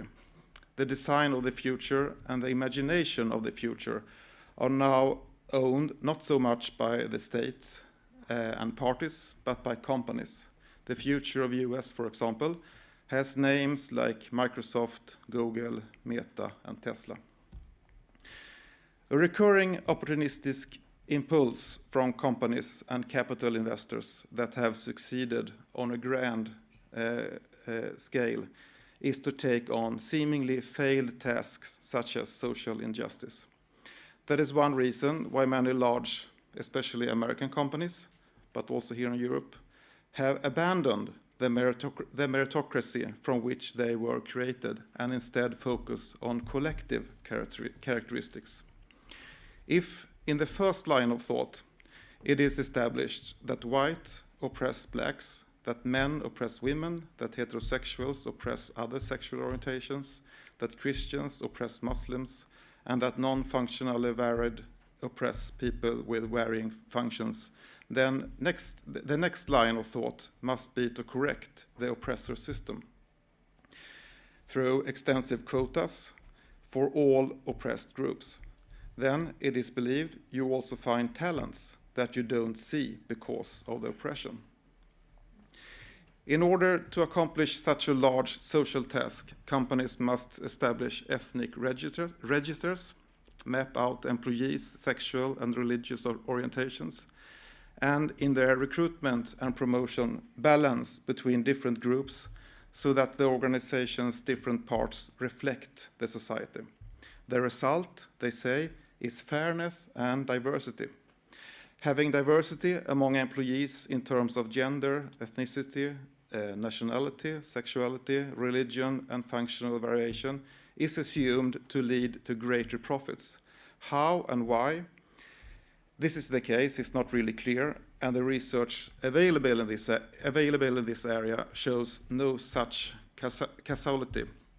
It has been shown, of course, that companies as well as universities can achieve greater success with global recruitment, but that is another matter. Diversity then becomes an effect of meritocracy. However, large companies and investors strongly assert that diversity precedes meritocracy and is profitable in itself and therefore should be implemented. Anyone can understand the madness that then breaks out. If the large software companies were to correct the gender balance, for example, they would not be able to recruit men until the 2040s. Not to mention the time horizons for other imbalances. White, Christian, and heterosexual young men who are studying to become engineers today will be unemployable for the foreseeable future. One of meritocracy's most important features is that it gives power to the individual who can change the situation with her own work, diligence, and risk-taking. It is, of course, deeply provocative to all kinds of collectivists, but truly liberating and a constantly revolutionary force. The opposite to meritocracy, the hereditary society, quotas, and coercion of diversity takes power from the individual and gives it to different authorities, like states, employers, interest groups. Such a society supports permanent dissatisfaction because the path to compensatory success presupposes that one can demonstrate that one is oppressed, which in turn creates an industry, authorities, and research institutions that map out various forms of oppression and discrimination. This is the ideology of hopelessness, where hope lies in someone else providing help and assistance. Meritocracy's success and inherent provocation makes it both celebrated and exposed.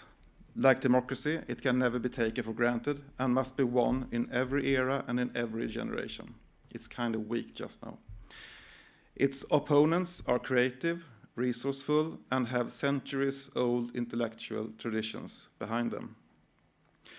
A meritocratic society must pay attention to its internal weaknesses, but meritocracy must also emphasize its strengths in all situations. No social model has so far been so successful, so innovative, wealth-generating, and so truly compensatory for marginalized groups as the idea that the individual owns her own destiny.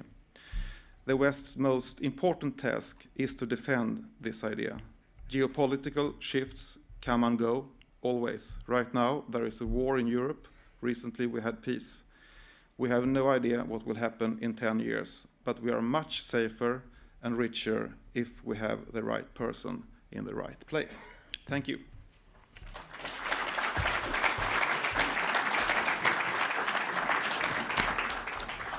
Mr. Nilsson, thank you very much for a highly, highly interesting presentation.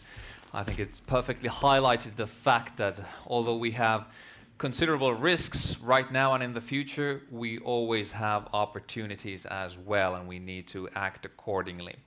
And speaking about acting accordingly, here's a little quote for you. It's time for European governments to reinvent their playbook. Power will shift to the nations that can best attract, utilize, and tax the profits of artificial intelligence. Now, this quote was from an article written by our next speaker 5 years ago, and we're about to learn what has happened in between and that it's even more relevant today. Next, we'll discover different dimensions of AI. We've referred to AI several times today already, but now different dimensions of AI and how AI and sustainability changed the geopolitical landscape. Our final keynote speaker has just recently co-authored a book titled Climate and the New World Order, so she has very much her finger on the pulse of these megatrends. She is an investor, tech diplomat, board professional, economist, in short, a true Renaissance woman, and now she joins us online from Stockholm. So please welcome Ms. Aurore Belfrage. Thank you, and thank you for having me. I'm so sorry to not be there. That was the plan, but this season of February and sneezing and colds has moved into March. It's snowing, and my daughter is sick, and she takes priority. But luckily, technology, which is a poignant term, allows me to address you guys today. Anyway, I am between you and cocktails, and luckily I have a great topic. I'm going to talk about some fascinating things. So hopefully this will be a good end before cocktails, because I want to talk about just that. AI and sustainability changes everything. And I'll start with a bit of let me see here. Make sure I can change the slide. So my plan for today is to give us a quick recap of artificial intelligence on some sort of timeline. I want to talk about how artificial intelligence shifts geopolitics. I want to talk about it on the geeky battlefield as well when we add tech to that. It would be irresponsible of me not to talk about quantum computing when we talk about the geopolitical landscape. And then finally address sustainability and geopolitics, because it all goes hand in hand.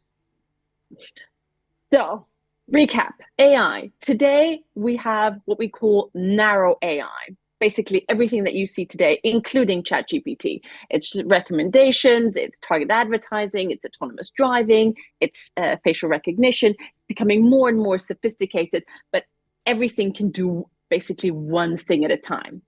When we talk about general intelligence, AGI, it has the ability to transfer learnings from one domain to another, kind of like how the brain works. Next phase will be super intelligence, and that will radically outperform human capabilities. Our small, tiny brains are acutely imperfect, but in the next phase, we will know it. And then comes the term that you've probably heard a lot, singularity, the explosion of intelligence where AI can improve itself.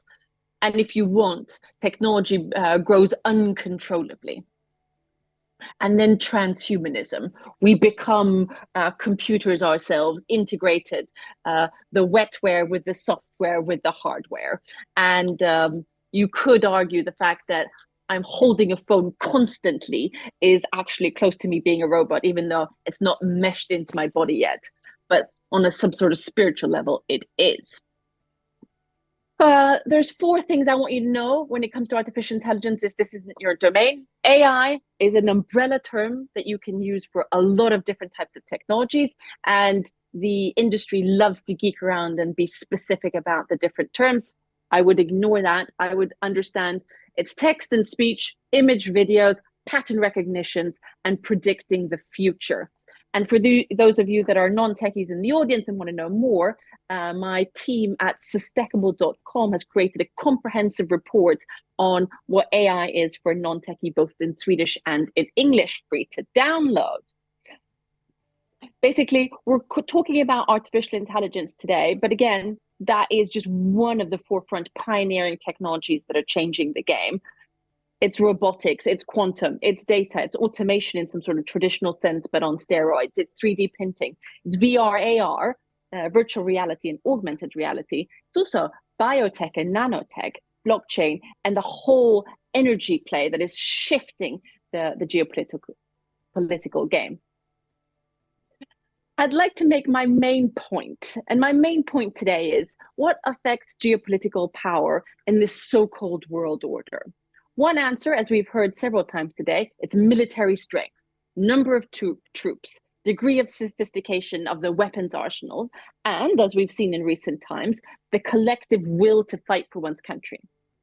Another complementary answer that is gaining increasing attention is technology, automation, and processing power.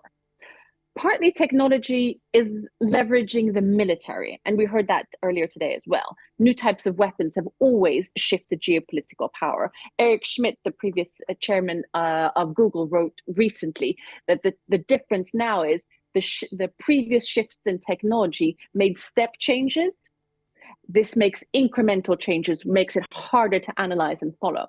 But above all, and this is my point, the technological shifts that we're seeing in all the texts that I just mentioned is changing the economic leveraging, the strengthening of industry, increasing competitiveness, talent attraction, capital inflow, and tax revenue.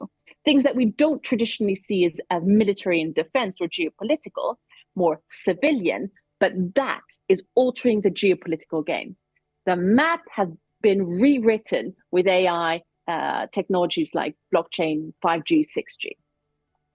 Because what in a traditional analysis was considered civilian now has geostrategic and military relevance in a digitalized world. And I'm going to show examples of that today, which means that forward-leaning companies and nations can take advantage of knowledge and the insights in population behavior, preferences, and concerns can influence anything from currency fluctuations to degrees of polarization to definitions of the truth. So access to data in this digitalized world becomes the weapons arsenal. And you could argue that Meta, formerly Facebook, Alphabet, formerly Google, Amazon, Apple, Tencent, Alibaba, are undoubtedly the new giants in this so-called new world order. But let me underbuild this with some examples. Basically, you have this bland statement, but is nevertheless true. Whoever controls the data controls the world. And anyone in Silicon Valley or the tech communities around the world could have said something similar. And my point being, that has nothing to do with defense, weaponry, cybersonics, or anything of that degree of sophistication. It's about Pinterest, Facebook, searches, Tinder, Skypes, tweets, etc. And it's sometimes hard to fathom that what you like or the kitten pictures that you look at on Facebook has geopolitical implications. But anyone that's seen Cambridge Analytica, read about that, knows it's true. And we can see this in the market cap that has shifted over the last 20 years. The previous dominant companies in terms of market share were companies like General Electric, Exxon, Citi, Walmart, etc. And now it's the companies that I've mentioned that are data heavy and rich and underpin everything that we do. If we cluster that geographically, we can see that the US and Asia, effectively China, is dominating these markets. And I recommend an author, Kai-Fu Lee, that's talking about economic colonialism, which means that the US and China being the major host nations for these countries, benefiting from the tax revenues of these companies in a world where winner takes all, and this centrifugal power of artificial intelligence will potentially, in some kind of worst case scenario, and we need to think in those terms in order to be prepared, will sit on the financial power of a digitalized world, and therefore be able to dominate the chess game and support countries, smaller countries, that don't have the same benefit and therefore won't benefit from those types of tax returns. So point being, in a geostrategic relevance in a digitalized world is data. The AI has shifted the geopolitical game, and as we heard earlier, has nothing to do with boots on the ground, no bloodshed. And this is where I think the Western world needs to wake up and smell the coffee. Our brothers and sisters in China have very carefully, softly moved the goalpost and sophisticatedly broadened the scope of the geopolitical game by investing in fintech, infrastructure, gaming, social media, allowing them to understand a much broader scope of the community, building that database, and therefore strengthening their geopolitical levers. This means that we need to think about diplomacy potentially in a different way, and add different types of stakeholders, potentially the corporates that I've mentioned and others that have should potentially have a seat at the table. The question that you ask yourself is, what does that mean for nation states? Do they become less relevant? What happens when powerful stakeholders feel that they're becoming less relevant? They put themselves in the driver's seat. So I think we're going to see a tug of war between corporates and nation states as well in this geopolitical game. I want to mention consciousness. I want to mention it because it's an important fundament in the liberal world that we've discussed today, that changes some features of our liberal world. The historian and author Yuval Hariri writes a lot about it in his books and articles. He says, free will was always a myth. In previous centuries, it was a helpful one. Humans have will, but is it necessarily free? You cannot decide your desires. Are you an introvert? Are you an extrovert? Are you easygoing, anxious? Are you gay? Are you straight? You can't control even the next thought that pops up in your head. So humans make choices, but they're not independent. It's biological, social, personal conditions, and therefore you are susceptible to external pushings. So the belief of the free will now becomes dangerous in the digitalized world. If governments and corporates succeed in hacking the human animal, the easiest people to manipulate will be those who think that they have a free will. And what do you need to successfully hack humans? You need a good understanding of biology and computing power. That means soon corporates and governments that have both can hack you, predict your choices, re-engineer your feelings, and they don't need to know you perfectly. They just need to know you a little better than you know yourself, which isn't impossible because most people don't know themselves that well. So I think it's worth thinking about this conceptually. And that means the next generation of propaganda. And I don't have time to dive into all of that, but I think you know what I'm talking about. Every type of outer information, be it Netflix, be it CNN, be it Fox News, be it your filter bubble. You can't talk about technology and geopolitics without mentioning what's powering the power, which is mining. So follow both the supply chains and the understanding of mining, the needs for it to underpin the technology that we're building to understand how the geopolitical shift is moving. We need to talk about dual use. We mentioned it previously, and the legislation is now moving forward, which means what was previously completely civilian now has both civilian and military uses, and therefore becomes more important and prioritized from a security point of view. And the Americans have just put the Restrict Act, Bill S686, on the floor, which effectively is a ban on TikTok if you look at popular media, but is a much broader scope of how we will understand technology made from foreign entities and the government's opportunity to use those to understand your behavior. We talked about deepfake. The landscape is moving forward, and as our former president was mentioning, legislation will be a key topic here when it comes to understanding everything from within this field, and deepfake being one of them. I think the rule of thumb is legislation will always be behind where technology is. Therefore, you need to optimize for outcome as opposed to specific technologies, because if you go after specific technologies, you'll always be late in the game. The interesting conversation about the ban of TikTok is worth following, and there's a counter narrative which I think plays into this, the shift in the geopolitical game, which is how much has Facebook invested via their PR agents Target Victory to scare US of TikTok? Like, what are the corporate interests in this? And are you escaping one big brother for another? I'm not going to give you any answers. I'm just saying there's a counter narrative to every big debate out there. I want to briefly go to the traditional battlefield and look at what we call some sort of a new OODA, Observe, Orient, Decide, Act, OODA.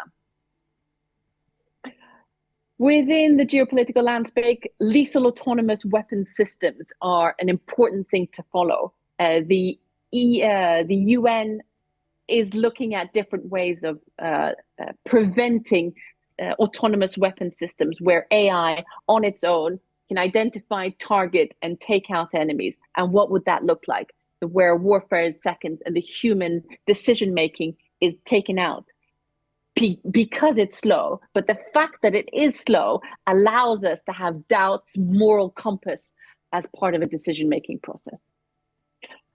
The war in Ukraine has very much been powered by tech, and it's worth looking at apps like Dia, where the population has been empowered to share images and understanding, helping a collective decision-making process. And the Ministry for Digital Transformation of Ukraine has been very innovative and entrepreneurial, but also bringing in US players like Starlink, allowing them to get access. We've no social recognition. I think it's worth looking at that your heartbeat is individual, which means that I, from a satellite, can identify you based on your heartbeat. And if I'm allowed to use automated water weapon systems, I can take you out. Drones, biblical understanding and of what you can do with small drones. And just one little drone, there's an image there, can be targeted at you based on your Facebook profile and the image that you have on Facebook, and hit you, detonating a small bomb, taking you out. As I said, quantum computing will completely change the game, and our computers today will look like toasters and electrical toothbrushes when we understand how to power with quantum computing. I don't have time to go into the details, but I think you all know that this is worth checking. I will end with a conversation about net zero and geopolitics. And this is the basic gist of my book. We're looking at a green arms race. We are moving to a fossil-free economy. We have the Paris Agreement, and we know where we need to be within 2030, 45, and 50. Our whole infrastructure is being replaced. Infrastructure, products, policy, energy, everything. And the companies or nations that own that new infrastructure in the new era that is coming will be the geopolitical winner. And we are seeing that with Biden's IRA now, stepping up the game in order to win the geopolitical game. I want to highlight a few potential geopolitical threats which could be called eco-wars. If we see tipping points like the Amazons or the tundra in Russia being no longer carbon sinks, but racing the planet towards increased global warming, do we feel that those nation states own the Amazon? Is Brazil in charge of the Amazon, or are they custodians of the global lung? And if they are threatened, will we potentially see a military intervention to save the global lungs like the Amazon? I think it's worth thinking about in the years to come. My prediction when it comes to artificial intelligence shifting the geopolitical game is follow the money. Understand how the big pension funds, how the big banks, how Silicon Valley VCs are investing, Vision Fund, etc., in order for you to be able to see, because they many times are the kingmaker. I have some suggestions for you to read, but basically it's a great time to build technology. The geopolitical game is shifting thanks to technology without bloodshed. It has been an honor.